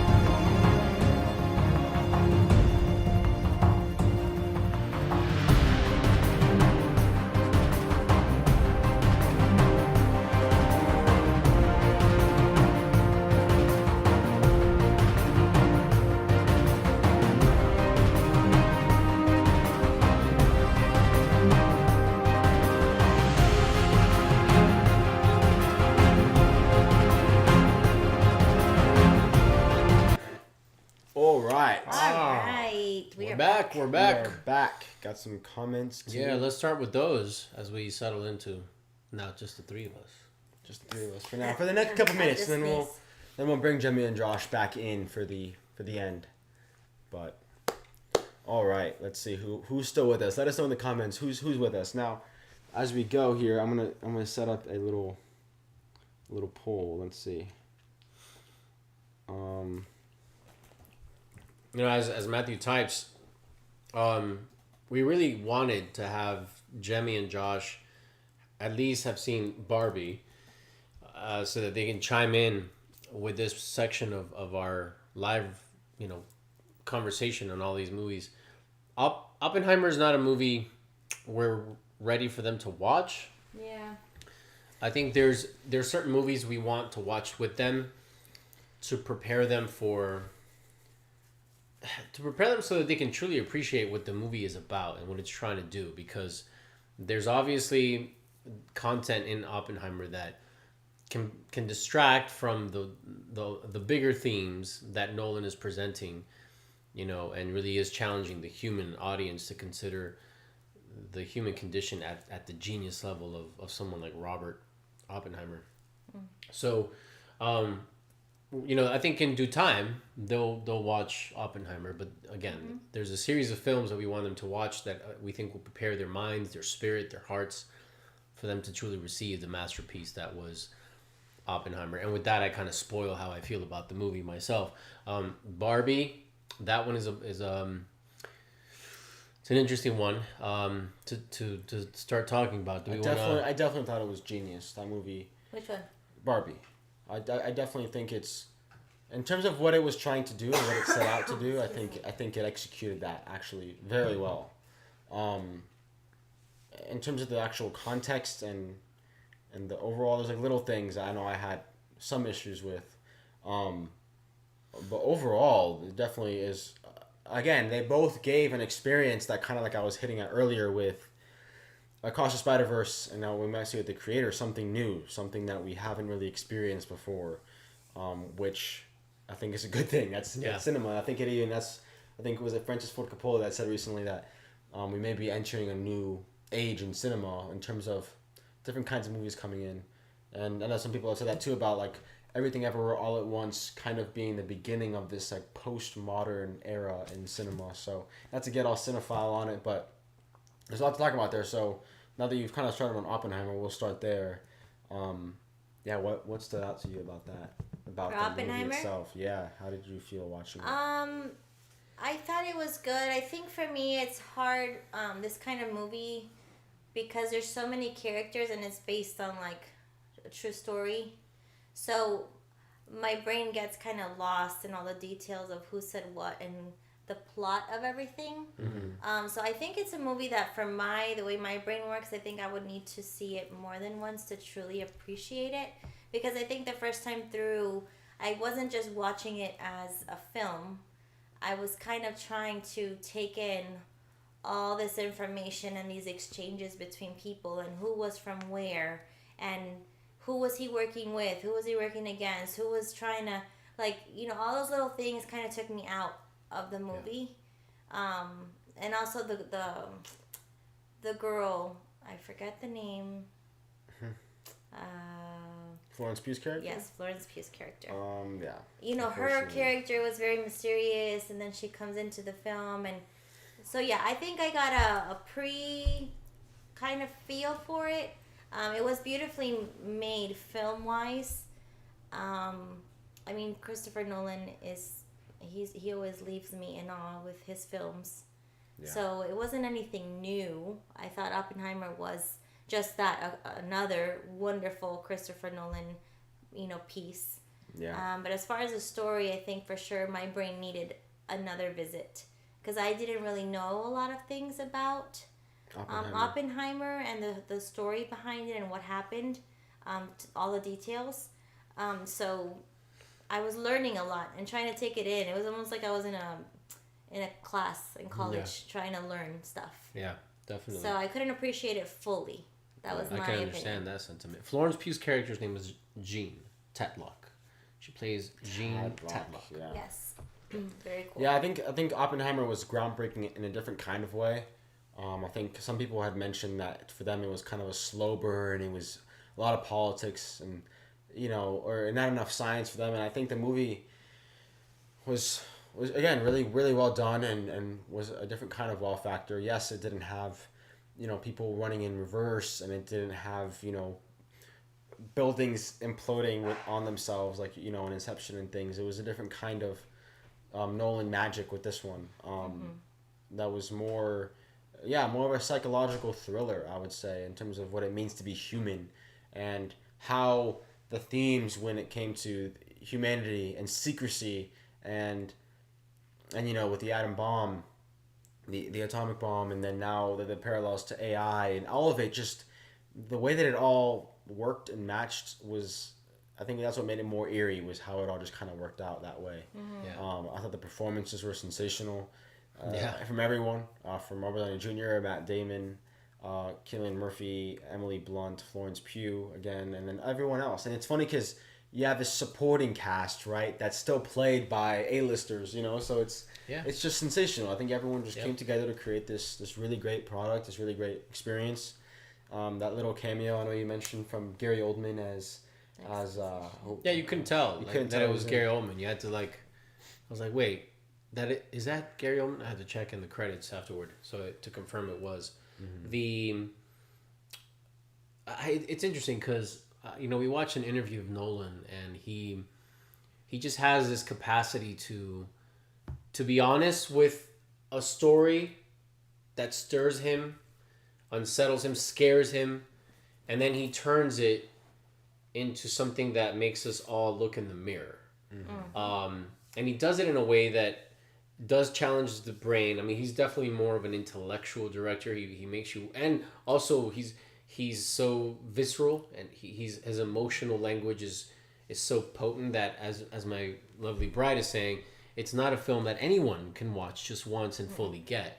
The dialogue is sharp, it's quick, the details they're not just details for the sake of plot, but all those details have something to say about each character and how each character is affecting the other, and the grand scheme of the whole of the story, and so it's a masterclass in acting. It's a masterclass in directing, in cinematography, in writing. I mean, it is. I've heard phrases like, Nolan's best been thrown around, and it's not difficult to agree with that. It's just, we've only seen it once. I'm very sad we didn't get to see it on IMAX to experience the full visual, the way that it was filmed to be seen. There was literally all the seats were sold out, and anytime we would find any seats, it was just in weird places in the IMAX theater that it wouldn't make any sense to do it.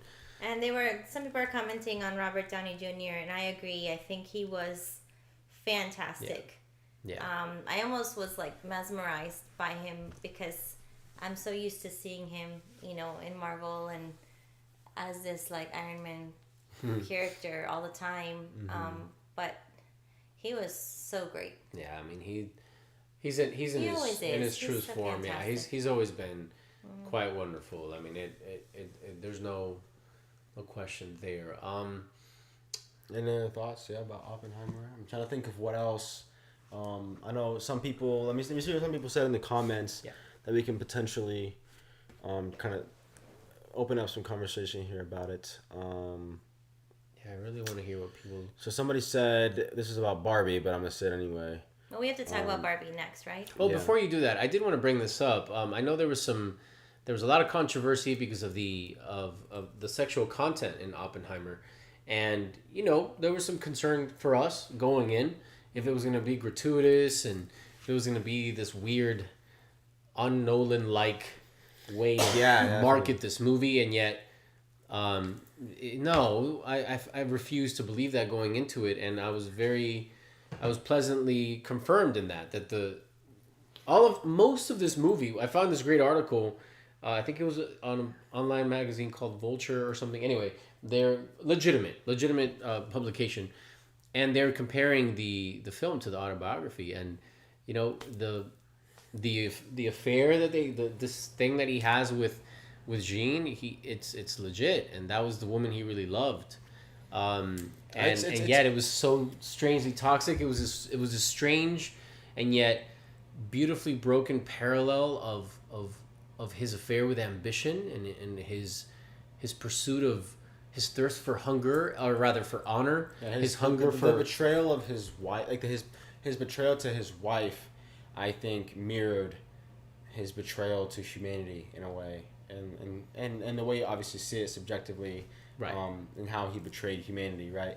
But there is that level of betraying like a sense of humanity when you're playing with fire, literally, and death. But or before I get into my science. thoughts, like, there's what a did you betrayal think to of it? science too, because I think when given to the wrong hands and you lose power over it, you're really leaving it up to other people to do with it what they will, and you're kind of shooting yourself in the foot at that point too. Yeah.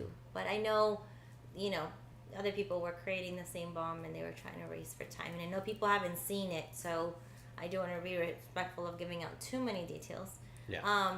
But you were anyway. I did feel like the relationship between the wife and the lover, and to me that relationship was the more disconnected than the other relationships within the movie, within the scientists and the government. Like, I don't know, I feel like there was like holes, like patches, like empty spaces in that whole storyline. That element, yeah. It felt a little bit like incomplete. You mean the depiction of the wife and Jean, like Yeah. their individual? Yes, the Gotcha. whole effect of how the relationship with this girl, what's her name? Jean. Florence Pugh's. Jean. Yeah, it would seem like such a significant relationship, and yet it was so really quickly sprinkled in, but yet they made this big scene about it.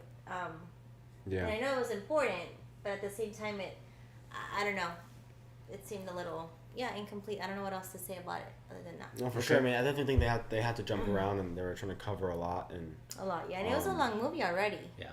yeah. So, but, I mean, I get it. but to some thoughts, so Josiah, let's go back. Other than the few scenes I felt were unnecessary, if you watch the movie, you know what I mean. Yeah, I think what we're hitting at is probably what Josiah's getting to. Overall, I really enjoyed the movie. It was fast paced but slow at the same time. I don't know if that makes sense.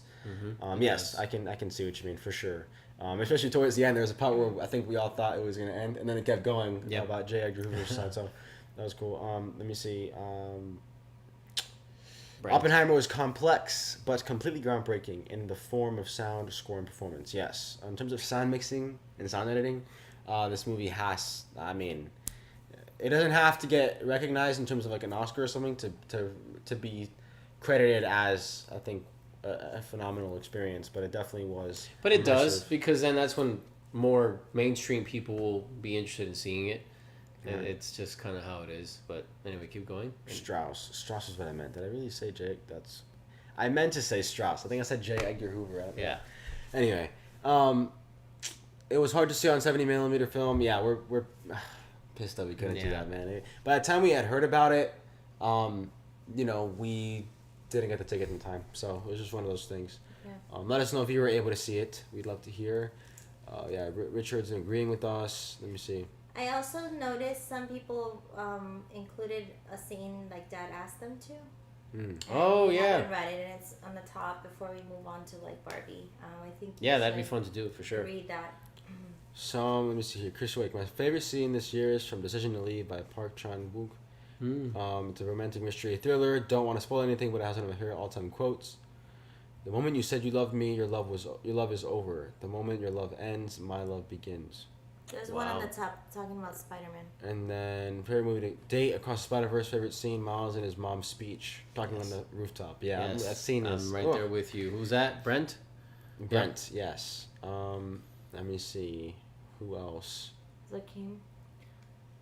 Oh, Zakim's favorite movie is Scream 6. Yeah, we've heard some things about. What about that one, Chris Wake? My favorite scenes from Guardians Volume 3 and how they handled everyone at the end of the movie, exploring and going down different paths from each other. So good. Yes, definitely. And Chris Wake says... I actually wrote down the name of that movie because I do love mysteries. And it sounds intriguing. Yes. Decision to leave.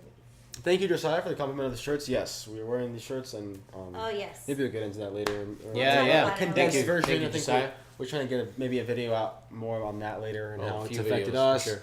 our perspective, what our experience has been during these times. So, as a family of artists and actors that are very much in the industry and kind of seeing it firsthand. So, Yeah. just stay tuned for that. Let me see what else we got. So for those of you who don't know, who may be new to our channel, my hubby and our 3 kids are all actors. Yes. They are in film and TV and commercials. So SAG strike does affect us as a family. Yep. So we're currently on strike with SAG. We're united as one, fighting for a great cause. So, As long as it takes.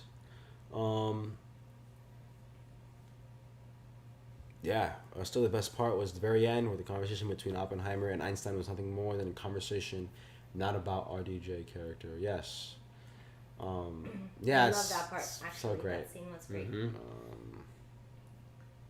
Yeah, Robert that's- Downey Jr. in this movie was something All right, else. should we move on to Barbie? I think so. Yeah, and then Barbie. Yeah, I think we kind of wrapped up Oppenheimer. And there's just so much we could say Barbie, about all these things. Barbie. Yeah, it was. Here's the thing. I want to start, and I wanted to do this with some of the other movies we talked about, because and we have to be honest here. Like, and I think it's awareness that's required. We usually experience a movie and social media and articles and reviews prior to seeing the movie. We try as hard as we can for them to not affect us, but they do. And especially after you watch it, you start watching people's others' thoughts, and they start to influence us. And so what I'm going to talk to you guys about with Barbie is my very, right out of the theater thoughts. I didn't read anything, nothing like that. I came out very convicted that while I loved the movie and it felt so new and there was things that I really did love about it, the movie has it's a great satire piece that I think rattles the spirit of how we've seen, especially I talked about this earlier, even as a kid growing up with my sister playing with her Barbies and what's required of women in society. There's a great monologue by America Ferrera's character where she just talks about what women have to deal with, and it's so true. I mean, I come from a household of a single mom, and I help raise my kid sister, and I watch and I pay very close attention to what my wife goes through. So yes, a lot of what was said in the movie is just so brilliant, so visceral, and artistically so well done. And yet, the depiction of all of the brokenness of manhood, I love the honesty to that. Who Ken is and his biggest trouble, all of that was fine, but there wasn't a single character that explicitly displayed a man that was worthwhile. Mm-hmm. There wasn't a single character that gave young boys, if they're watching this movie, a sense of a role model, a man that actually understands or tries to genuinely understand what a woman is going through, the woman in his life, be it his mother, his lover, his sister, doesn't matter. And that's where I think the movie missed a big opportunity. Yeah. And that's okay. I mean, they did send out some very indirect messages. I think you have to work really hard to look at Ryan Gosling's depiction of Ken, and then you have to realize, hey, there's a lot of what manhood is that maybe we've been pursuing as men that's ridiculous to pursue. So in that, yes, the movie is genius. But again, you talk about subliminal messages, you talk about the power of image, and not one single man in that movie is a role model. Or is found uplifting a woman in the correct. Way that's what I mean. But that's they're specifically what I mean. Well, I'm agreeing with you. Right. Yeah, it's just kind of interesting. Even the father, the husband of America's character, the husband in the movie, is a complete. It's funny. Dummy. It's just a comic little. So that was sad to me because they had an opportunity even there to maybe demonstrate the male in a more positive light, and they didn't do that. So as much as I do agree with a lot of the messages of like women and the things that the pressures that women feel and all that, you know, it is sad that there's no, like, in order to uplift women, then they have to deteriorate men and put them down. And you know, I feel like we need to start putting positive male and female role models and start teaching our youth what that could look like.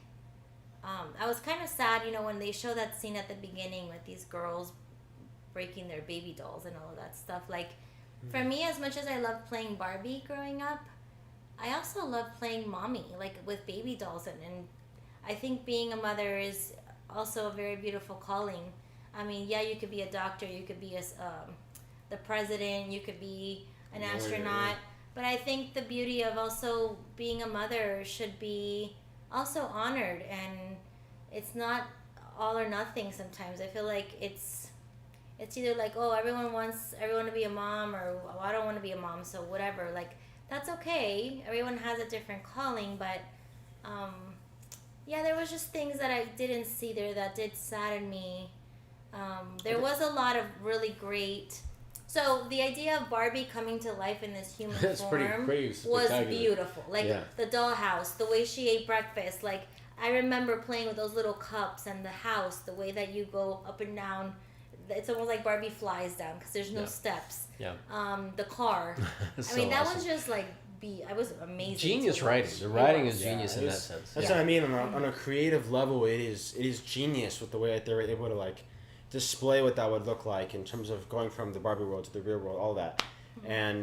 But yeah, I think any flaws that we found were more on a more fundamental level when it comes and thematic, to the themes. And the themes and the symbolism. And I think to add on to what they're both saying, I think there's things that were implied, but not making them explicitly known can be dangerous in terms of, I don't know if dangerous is the right word. It's a missed opportunity, I would say. It's a missed opportunity to make it part of, you know, when it comes to intentionality. You know, like, yes, you don't necessarily show. I mean, yeah, you have the mom in there that has that beautiful monologue, like you said. I think it was a wonderful monologue. So well probably the best part. So well done, yeah. And I mean, you have to understand too. Like, most of the audience for this movie is female, like the girls. You're not gonna have a lot of boys watching this movie. But the messaging you're giving to girls is important about men and about boys and about, you know, the fact that not all males are, you know, the way these males are interpreted in there. So I think that we have to be very responsible as a society to what we're brainwashing our young girls as well to see and to expect. I think the movie was out to attack the toxicity in both masculinity and femininity, both of them. Because I think Barbie and Ken... Well said. Barbie and Ken represent that... you know, the idea. Barbie has that wonderful moment with the creator, I forgot her name, talking about how she doesn't want to be the idea, she wants to be the one that makes the ideas, or something like that. She wants to be the one that creates the ideas, which I think is kind of deep and profound in that sense. So it really comes down to the person watching, the viewer, and, you know, again, there's those traits of toxic masculinity, toxic femininity, and then also what each individual person, what femininity means to the individual, what masculinity means to the individual. So it's all subjective, you know? It's not an objective movie, for sure. And even, well, I mean, it's satire. Ruth was the creator. Yeah, that's Ruth what I mean. That's what satire does. If you watch movies like Yeah.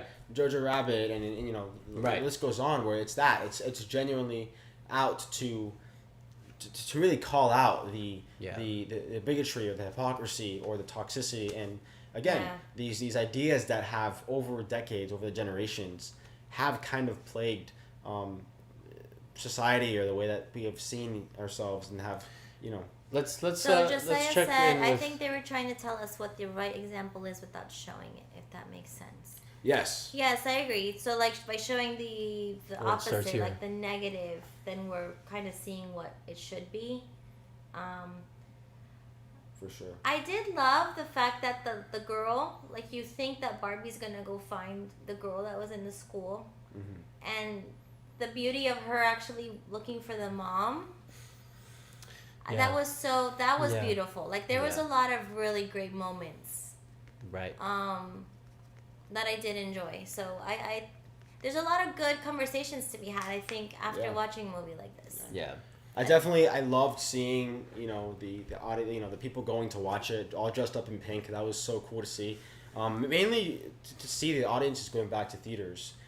Just to see like a bunch of people going, like you hadn't seen that in a long time. And to see all these, again, women kind of just feeling excited to go watch this movie together, I think is a very powerful thing. And it's resonating with a lot of people. The movie is.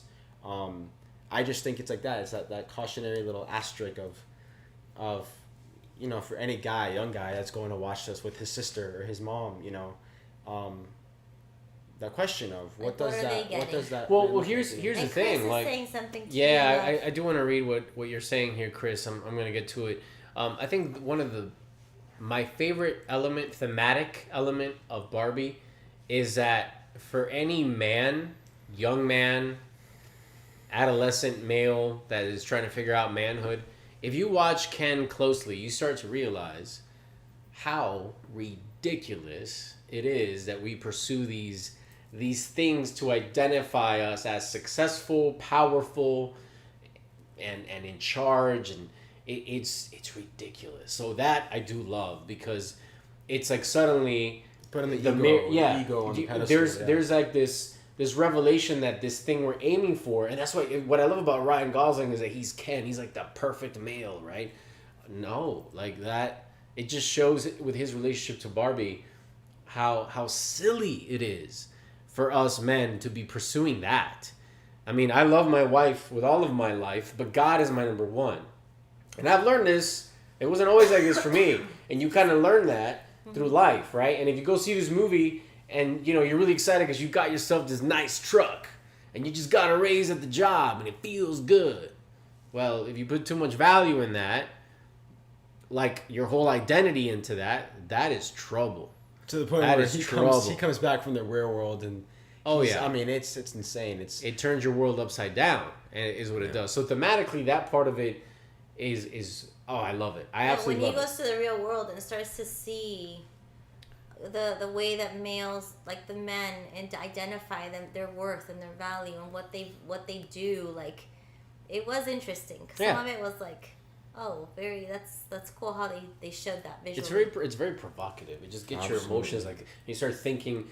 It makes you think, and I think that's what matters. But by the time, again, I have to say it because by the time the credits were rolling, I was left like, all right. Yeah. But then what? Like, what's my next step? How do I deal with this? I think it definitely opens up, and I think for the men watching, they can kind of step into what a woman's, partially, obviously, to see what a woman's life entails, I think that's the really struggles it. they go through. I love that, right? yeah. Kind of putting us through a lens of, man, like us men can be like, we can be, we can be pretty messed up, And for the men And out so there who it's- are like that, I mean. Yeah, but even I'll say, I think we both talked about it. There were some things at first that like kind of turned us off, but then we were like damn, like that's actually really like we have fallen into that at times. So it definitely is convicting, and I think absolutely Noah Baumbach and Greta Gerwig did something truly, like I said, intentional and genius with the script. I just think it's such a daunting task to tackle a conversation like this. Absolutely. And I think the biggest thing, like what we're hitting at, is the conversations shouldn't end by the end of the movie. Like, you should take this and converse with others and talk about it. Because I think it's so easy to point the finger at the other, when the reality is, like, we were made to work together. Yep. To complement each other. Respect each other. Respect each other, Yep. Exactly. So, yeah, I think it's definitely one to still talk about. We have to watch it again. And definitely, I think people will still keep talking about it. So let's read what Chris was saying up here about. Something for you. That's too far. Not too far. Yeah, it's right here. Jose, I would love for you to look into dramatic theory of story, if not already. What you're describing is a lack of a POV in a narrative argument. Yes, I love that. How do I Dramatica, theory of story. Tell me, Chris, where can I find out more about this? Yeah, maybe Is this we like a can look it YouTube up video or what? I love this. I have intuitions of things like this that I guess have titles, and I love that. So yes, thank you for that. If you could give me a little bit more info, I will gladly look into it. That's my cup of tea right there. So yes, please. Sorry, I'm kind of under the weather. Do you need some water? I have no Oh, water. great. Drink. Yeah, Brent says yes. Agreed. Barbie did have some very strong, great moments, and it did. It genuinely did. That movie was great. I also think it didn't help that we had just seen Oppenheimer, and so I think we were like emotionally I mean, we legit drained. came out We of the were. theater Yeah, and we went saw them right both into on the Barbie. same day. That It was a lot. We did a Barbenheimer day. yeah, we did. did. So what was that? And then curious, do you Oppen- think Harvey? That's what We we did did. it backwards. Yeah. a Say again. sequel to Barbie would be a bad idea? I personally do. It feels like it's a one-off film for me. Yes, I I'm would have afraid a of hard what would way. do. Yeah, I don't know how they would do a sequel. Unless Unless it's about Ken. right? Yeah, maybe you answer that question. But I also That is a possibility if they do it right, you know. And, But again, I think but it's- I don't know because Barbie is essentially about what it set out to do. I think it did. I think it did very well. I think it did what it was trying to do, and I think that's it. Because I the would just reality say is, that's it's not really for. this You know, feels the like things we're talking about aren't. I don't know. You think about an audience for a movie, right? Yeah. I don't know if that's what the movie was for. So I think I don't know that a horde of men are gonna drive themselves to the theater to go watch a movie titled Ken. A Barbie movie. I do think, so I unfortunately, don't know that even sells. I mean, I don't know. criticism to a movie like this, unfortunately, is fertile ground for the toxic men out there. You know what I'm saying? So that's what I think I'm not a fan of. I think it is important for us as men to really sit down with ourselves and then ask. You know, and I think we've had good conversations like that, but it does take Yeah, and please don't get me wrong. Like some of the things that we're talking, even for the conversation that develops between men, it is about. I think for us men, it's about. Well, do we see our women and what they go through and what we put them through, our expectations that we have on them, all of that. I think it's important conversations to have. And I'm also not saying that if you have a passion for your truck, that's bad. Or if you love your job and you're excited about your promotion, I'm not saying that's bad. I'm just saying it's bad if that's the end all be all for you. Where us men are far more important than that. And that's the part that I think the movie even the doesn't. idea of falling in love or romanticizing the idea of someone instead of the actual person, and I think that's what Barbie and Ken were both guilty of. They weren't doing it to each other, and I think they were just in love because they're supposed to be. They weren't in love because they knew each other or what they knew themselves fully. Yeah. So anyway, we're getting really deep, but yeah, I mean, and in that moment when their worlds could possibly collide and they can share in each other's worth, they kind of failed to really do that properly. It was almost like, bye. It was like, but anyways, I think we're done with Barbie. we're closing up on and then Barbie. Good morning to Red Assassin in India. Good morning, yes. Good morning. Over Buenos there, dias. it's like 1 morning. I guess what time is it over there? For some people, it depends where in India. Where in India? But India's it could pretty be big, yes. it could be 10:30. It could be 11:15. Who knows? In the morning. It could Actually, be 9:30. I think 11:26 is right around because 13 hours, right? Right. So, Generally speaking. So yes, buenos dias. Good morning to you. Awesome. That's it. I think we're missing Sound of Freedom Oh yes, Sound of Freedom. and AHSOKA. And Blue Beetle. Oh, Blue Beetle, I guess but we have a video out. video. So we could talk a little bit more about Blue Beetle, just a bit with Jemmy and Josh. I was thinking while we transition them back, I can just say a couple things or I could open up questions. If you have any questions about the actor strike or what the strike is, maybe you're like, what is going on in Hollywood? I don't know what any of that is. Yeah. You can ask me some questions if you have any about that. I will gladly answer as best as I can. And we'll just go ahead and text Jemmy and Josh. Let them know that. But anyway, yes, keep going. We'll be ready. We'll be ready to have continue our conversation And to close it as out. a family. And to close it up because we want to sign off in time to give you guys a chance to watch our episode 1 and 2 reaction to AHSOKA. AHSOKA. What did I say? No, you're right. I was just playing along. Yeah. Oh, there you go. Sorry. Yeah.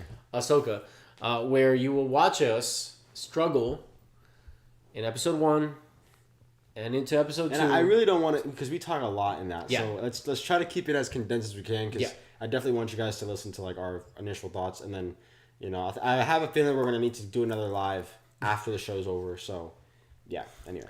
Yeah, we will gladly love to have you guys for that one as well. What is that question there? Is there a film or story that inspired you or influenced your passion for filming, writing, or acting? This is Steve Hashbrown asking this question. Is there a film or story that inspired you or influenced you? Yes. I can. Do you guys want to share yours first? No, if you have one already, I have to think a little bit. Yes. So before I knew, I was in high school. My first job in high school, I was blessed with the job of, I got to work as a projectionist in a movie theater. I started working in 9th grade, so film projectors were still a thing. And I started working concessions first, then I started working box office, and I was there long enough to learn projection. And I got to go up into the projector's booth, and I learned how to cut film and how to run it through the machine. That, I think, sparked my love for film as a whole, cinema as a whole. But for me, the absolute turning point, which connects to like the moment of holding, I actually got to hold Gladiator, the film, in this big old plate. I'm gonna let these guys come on in. This is it. Come on in, let them sit. Okay. And so for me, it's a mix of that first job with then my last job before I left for college, nearing 2001, right before Lord of the Rings, Fellowship of the Ring came out. That movie for me is the one that pushed me over the edge and gave me a sense of clarity that I wanted to be involved in movies. It was after seeing Fellowship of the Ring and seeing the credits, I just knew that I had to somehow be in the credits. It didn't have to be as an actor. I just wanted to be a part of the miracle of a whole bunch of humans coming together with their specialty, their mastery of their art, or as they're mastering their art and coming together to tell a story. So that's my answer. Yeah. But you, Matthew? Yeah, for me, definitely I think Star Wars was one of those first things, for sure. I mean, Star Wars to this day still means a lot to me. I think I, as a kid, obviously was just enamored by just amazed with the sight of lightsabers and these epic, I think Duel of the Fates was like that very first, as a visual, as a kid, it completely, I was just in awe, with lightsaber sequences, the emotion, I know you and I, Dad, used to reenact that scene as a kid, and I know I connected with the emotion that Obi-Wan was going with, losing his master, and I just really connected to that. And not only that, but movies like Narnia, movies like Lord of the Rings, all these really epic movies. Yeah. But I think what also I think I resonated with, even as a young kid, was the spirit of the visionary, the visions, and telling big stories, big ideas.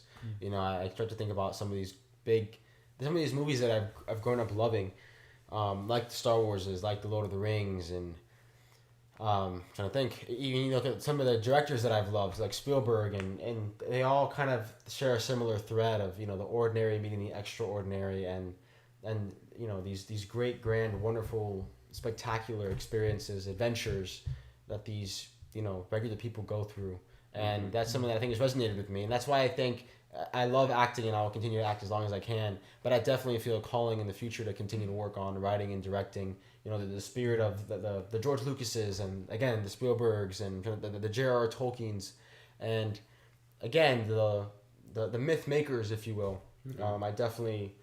I feel called to step into that as well. It's obviously more daunting and definitely more terrifying, because it's sometimes the concepts and the ideas are so big, or you get overwhelmed with how you're going to put it to paper. But that's definitely, I think, what it was. So just as a kid, falling in love with all of that. So that's a pretty, I guess, shorter answer to that question. But yeah, what about you, Jamie, Josh? Any quick? About what are we talking? I mean, so the question was: is there a film or story that influenced you in your love for writing or acting? I feel like because we kind of grew up around it, like I remember barely talking and we were doing commercial auditions together, so I think that whole life has never been like something that it wasn't always like something there was a spark moment for me. It was almost like I was just growing up that way. But I think the more we did it, the more I fell in love with it too. There was never a time I disliked it, like my love for movies or wanting to be part of it. I think seeing you work at the Repertory Theater too, and when we used to live, where we used to live when we were little, really inspired me. Like, oh, I want to do that someday. So I know I grew excited for theater first, I think, but then watching the movies like Lord of the Rings, the extended editions, like on repeat. Yeah. Jurassic Park, the first one especially, I would say had me in awe of like the movies of how they were able to do that. Like I would have nightmares of dinosaurs and be happy in the morning. Like I would be scared. I'm like, whoa, that was so cool. I was like that. So, and then I would say the two movies really are Jurassic Park and Singing in the Rain. Like film wise, I think I just loved the way it looked, the way everything was, and those are still movies to this day that I still absolutely love, and I know have inspired me over time for many things. I think acting, just being part of it. I've always loved just like it's inspired me to want to be part of something like that, and I always loved the aspect of acting, like trying to play a character. But there's definitely been moments where I've thought of story ideas like, oh, that'd be so cool. Because sometimes, like, I try to write a book, but I'm like, it's too visual for me. Like, I can't write it like a book. Like, it's, I always had that confliction of, like, should it be a book or should it be a movie? So I definitely had those thoughts, too. But I would say, like, the three things that really inspired me are Singing in the Rain, Jurassic Park, and then seeing you perform at the Repertory Theater when we were little. Because we would see you there all the time, and we would do camps, and... it's just so much fun. I think the arts thing, thankfully, I'm very grateful that it's always been a part of our lives, and it's always been a part of our lives that I've absolutely loved. I've never really grown tired of, and I'm just excited to keep nourishing that part of us and just keep learning more about it. So, so yeah. You're welcome. Yeah. That was my long Yeah, I mean, and for story. me, I think I could start with maybe WALL-E, the Pixar movie. I don't know exactly why. Of course, I originally when I first was drawn to it, but I think just the visual storytelling. I think looking at that movie and the way that it starts, the shots, the storytelling without even needing to speak a word, the emotion it has, the way that you're just drawn in to the characters, to what's going on.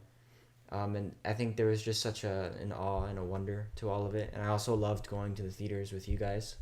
A lot of my memories from a while back, are going to the theaters and watching movies together, no matter how bad or how how goofy or how good some movies were. I remember seeing all of the Hobbit movies with you guys, and the Marvel movies when they were coming out, and so that's always been really special, and I think that's why the theatrical experience of going to a theater, watching a movie, and then talking about it afterwards is so special.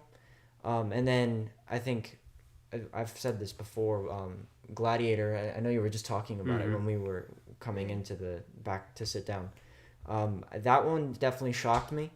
If you haven't seen the Gladiator, it ends in a very sorrowful tone, but it's a victorious one as well, and it's not a victory that you would expect, but it's very much so the victory of that warrior, someone stronger than anyone could possibly imagine. So I was so struck by that, and I was so moved, and to think that a story could end that way, to be sad and also to be happy as well. So I think there's a beauty to animated movies, but also just visual storytelling in general, and then also the magic of characters that are just dynamic, and you'll go with them to the end, to see them thrive and to grow.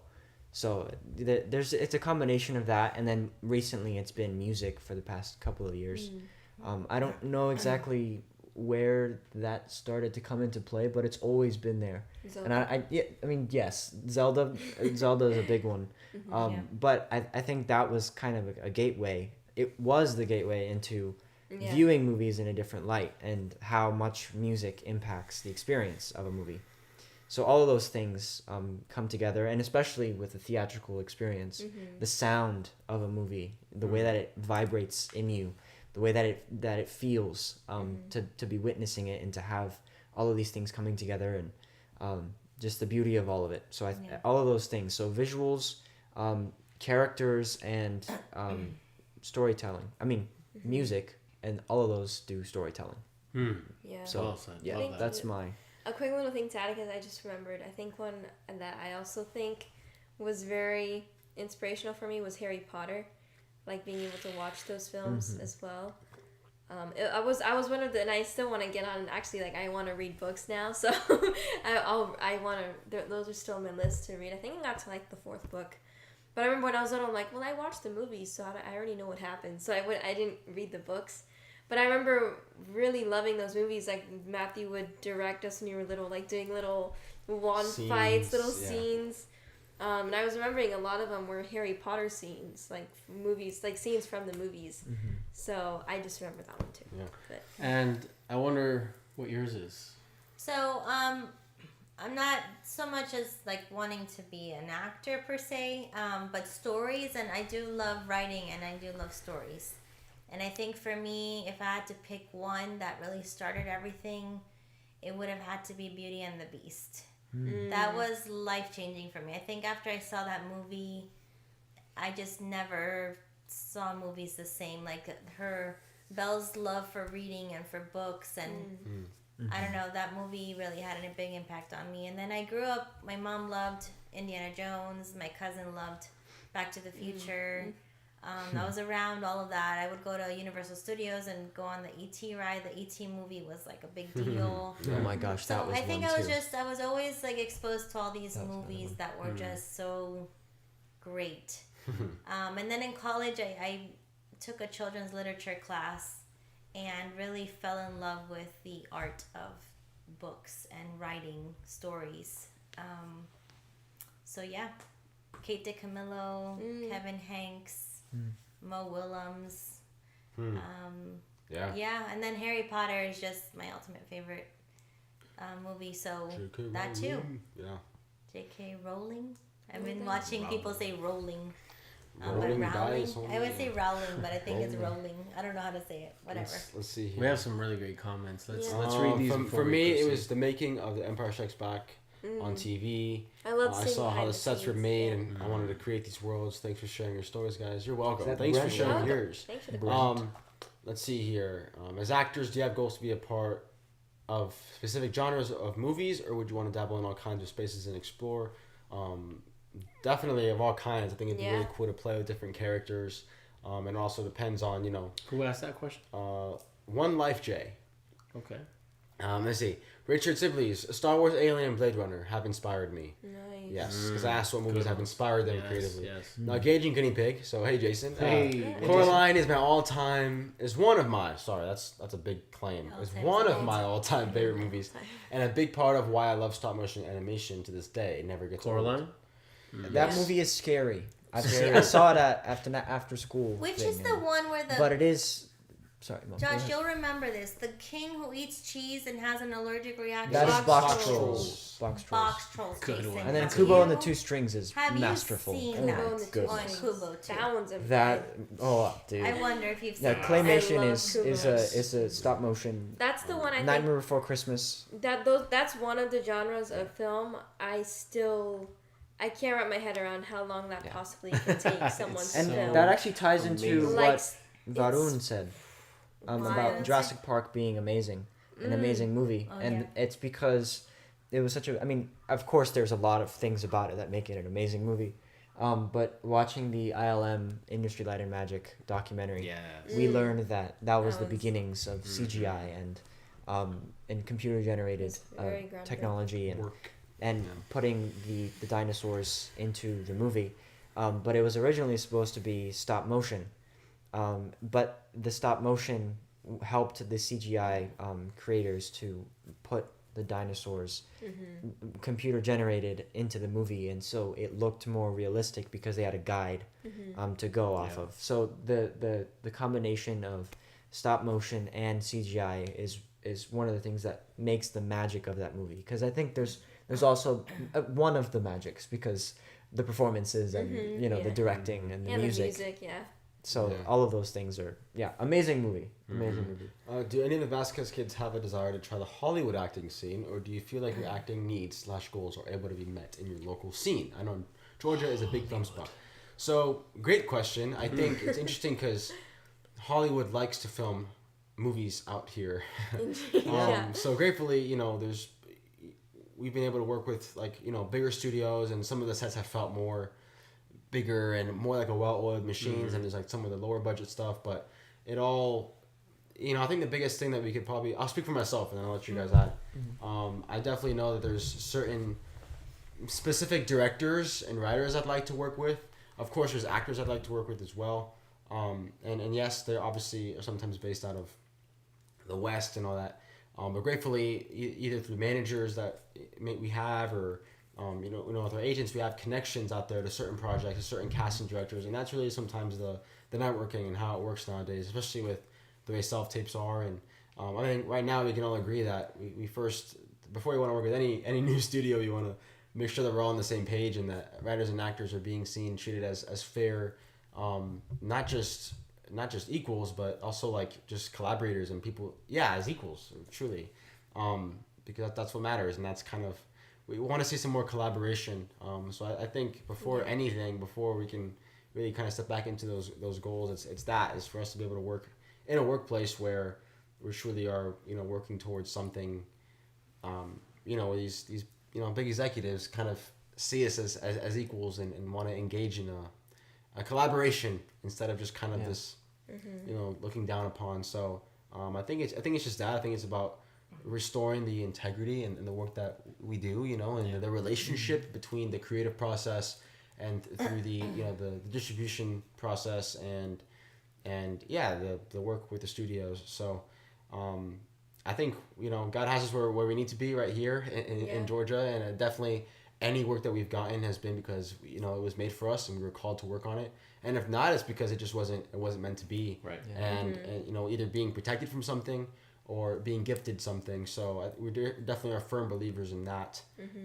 And just trusting. We know that we definitely have to keep working hard and keep preparing and studying and the waiting. But, we definitely have our vision boards. Like I said, the specific people. Yeah. A lot of the directors I'd love to work with, I think, are all in Hollywood. But, all in God's timing. So. But it's definitely, I definitely wouldn't say like, because I know some people are like, I want to be in Hollywood and be in that whole genre, but I think of what the beauty of the arts and movies and film and collaborating in general is that it's all a part of art. I think sometimes categorizing it in where is sometimes, I think, something we're working on right now, which is why one of the reasons why we're taking a pause and realizing how much the executives need to fix how they view all of the artists that they're collaborating with. Because Hollywood or not, there's very easily equal talent, and sometimes there's not enough faith taken to some, it's just, it's very messy right now. So it's also, we definitely would love to go and work out there for sure. It's just a matter, it's timing. It's also, I think nothing's calling us out there right now. We definitely enjoy living over here. But. I just want to, I definitely feel a calling to just collaborate with the people that we're meant to collaborate with. Just continue to shine a light for others, to challenge themselves, to also listen to their creative side and not feel discouraged by the way the world is sometimes. Just to keep doing what you love. And I know I definitely want to keep working hard and just go where I'm needed. I think sometimes I've definitely been working on not being so, I don't know what the word is, like, I don't know if desperate is the word, just not as trusting, just, anxious, or trying to do everything I can to get noticed. It's like, no, I'm gonna do my thing, and then if people notice me, then that'll just happen. But it's not like you're trying to get recognition. I think talent will just naturally be recognized when you're just being. I think it's when you're out of your head that you kind of get more notice than you realize, because that's not what you're focusing on. You're focusing on working for something that's greater than you. I think when you finally take yourself out of the whole glorifying yourself, it puts you in a better mindset, and you get to do things that are more fruitful for the world, and you feel better about yourself too, without it's a win-win basically. So It's like Denzel says, it's all about staying ready and staying prepared, so that when that moment comes, when it's time for you to shine, when it's time for you to make that connection, when it's time for you to audition for that thing, you're ready to go, you're connected, you're connected to the source. And that's kind of what I think our goal is right now as artists, is to just stay connected and to really hone in on our craft and what that is specifically for us. Because even as we evolve, I know we each individually are finding our own artistic callings and what's calling us, and that I don't know. I know you're probably just receiving all this, but do you agree? Do you disagree? What do you feel specifically for you to that question? Well, before I speak, I wanted to see what your thoughts are on what the question is about working for Hollywood or. I guess the thought that I was having was kind of, I don't know. I think I was reading something about. I think it was Josiah. Yeah, Josiah was saying something about Star Wars and how it really got him writing, and that like crazy, and how it inspired him, and on that, I think to be able to watch a show maybe like AHSOKA, and to be like, what's wrong here, what's going on, why is there something that feels off, even if it's not totally wrong, there's still some things that are, I think oftentimes to look at a story and to be inspired by something for a certain time is good, but to then act on it and to be inspired and to create something is I think equally important to be able to collaborate and to create something. I think the question about working in Hollywood, and I think there's a lot of stories that need to be told, and also a lot of stories that maybe need to be created, characters that need to be flushed out and written, brought to life, created. What? No, I'm agreeing with you. Oh, okay. You sounded like you're. Yeah. No, I wasn't correct. No, but yeah, I think it's an excitement to create and to also bring characters to life if they're needed to be brought to life. So it's just to stay ready, and to be excited to create wherever that is. Yeah. And I think, I think a lot of actors take on emotionally difficult roles, taxing things that are difficult to receive and to play. But, there needs to be a joy in it. It might not always be happy, but there needs to be some kind of joy, some kind of love for it, instead of, destroying yourself, your soul to tell this character that, what's the intent behind the story? What is the audience going to be receiving? Where is your character going to land? Even if you are playing the villain, what is the hero going to do? How does the story end? And to the villain, they're it's the all, hero. Yeah, it's not about what we do. It's about how the story goes, and how much we're in it, how much we are present, and how it ends, and how it leaves the audience, and how we can all collaborate together to tell stories. So that was my thought. The biggest shift, I think, even as artists, as actors, is, as we've learned, to kind of answer the question more directly, Jason, is the whole mentality of, I think sometimes in acting it's very easy for us to feel like we need to compromise or to like appease these people that we're trying to get booked by, right? Or that we're trying to get the role, we're trying to land the job, we're trying to land this project, right? The reality is, I think the big shift happens, the big breakthrough happens when you are able to identify the work that you do and to see yourself, your artistry, as a business, and you are your own business, and as a collaborator, as you being able to offer your services, and truly seeing the worth and value of what we have to offer individually as artists, and that kind of, I think sometimes can also clear some things and has kind of helped me, and I think you guys can probably agree with when it comes to the what in terms of priorities and what truly matters and what we choose to kind of put on a pedestal, right? But anyway, I think that's pass it over that's to you. one I'll thing. pass the That's ball to one you. thing too. Well, Yeah, we have the- a few the comments pedestal. here I wanted to just Yeah, go kind ahead. of talk about. Go ahead. Yeah. We'll miss them. It's a long conversation. Richard Sibley's was saying that Shawshank Redemption, Casablanca, and Playtime were great movies. Brent, Age of Grogu, said, I miss E.T. ride and Back to the Future ride. They should have never removed them. We did get to ride E.T. At Universal Orlando, yeah. this month. It's Yeah. still there. It's still there in Orlando in Florida. I overheard a Still- cast member saying it's not so- going anywhere. And So Back to hopefully the it's- Future Yeah, is cast. gone. We do Is miss it called that. cast member at Universal? Yes, And a then worker. Durga Manoj says, where are we from? So as Jason mentioned, we are from the United States. We live in Georgia. So, Oh yeah. But we have Josiah, Colombia, and Colombia too. Yeah. Our in our family. roots. From South America, born in Colombia. Colombia. Oh, yeah. So Somos Durga Latinos. Manoj is from India and a Telugu guy. Awesome. Very good. Nice to meet you. I see you. Yes, we're getting- Chris says good points. Great stories will be carried by audiences, not location. And then Bong is- Joon yes. Ho, director of Parasite. Oh, I want to see that. Yeah. And then Zakeem. I don't know if you watch the Scream movies. My favorite is Scream 6. My favorite moment is with the core four: Tara, Mindy, Sam, and Chad, and Jenna Ortega. We haven't seen those yet. We Yeah, have I've heard, not. I've we heard the watched revivals Scream- are pretty good. We yeah. watched the originals. We watched Scream when they came out, the original movies. In the 90s, These yeah. guys haven't seen the And Scream I'm movies. not a big a fan of horror movies. If it's something to keep me up at night, it's kind of Yeah, like. we're not big on horror movies. But No, thank you. I'm good. There's a I feel like I select know few. what's gonna happen. You know, like They're gonna scream. Scream. They're yeah. gonna scream, and it's gonna be, it's gonna be loud. It's gonna be. Hey, And before we then, move on. really two Oh, more go ahead. things. Go ahead. Sorry. Jason We'll check it out. says, I appreciate it out. your thoughtful answers. You're welcome. Thank you for asking. Yes. Yes. Thank you Kevin, for Matthew, asking. you guys are such an awesome family. Also smart and well spoken. Thank you so much. you, Kevin, Matthew. guys. We Thank you very appreciate much. you.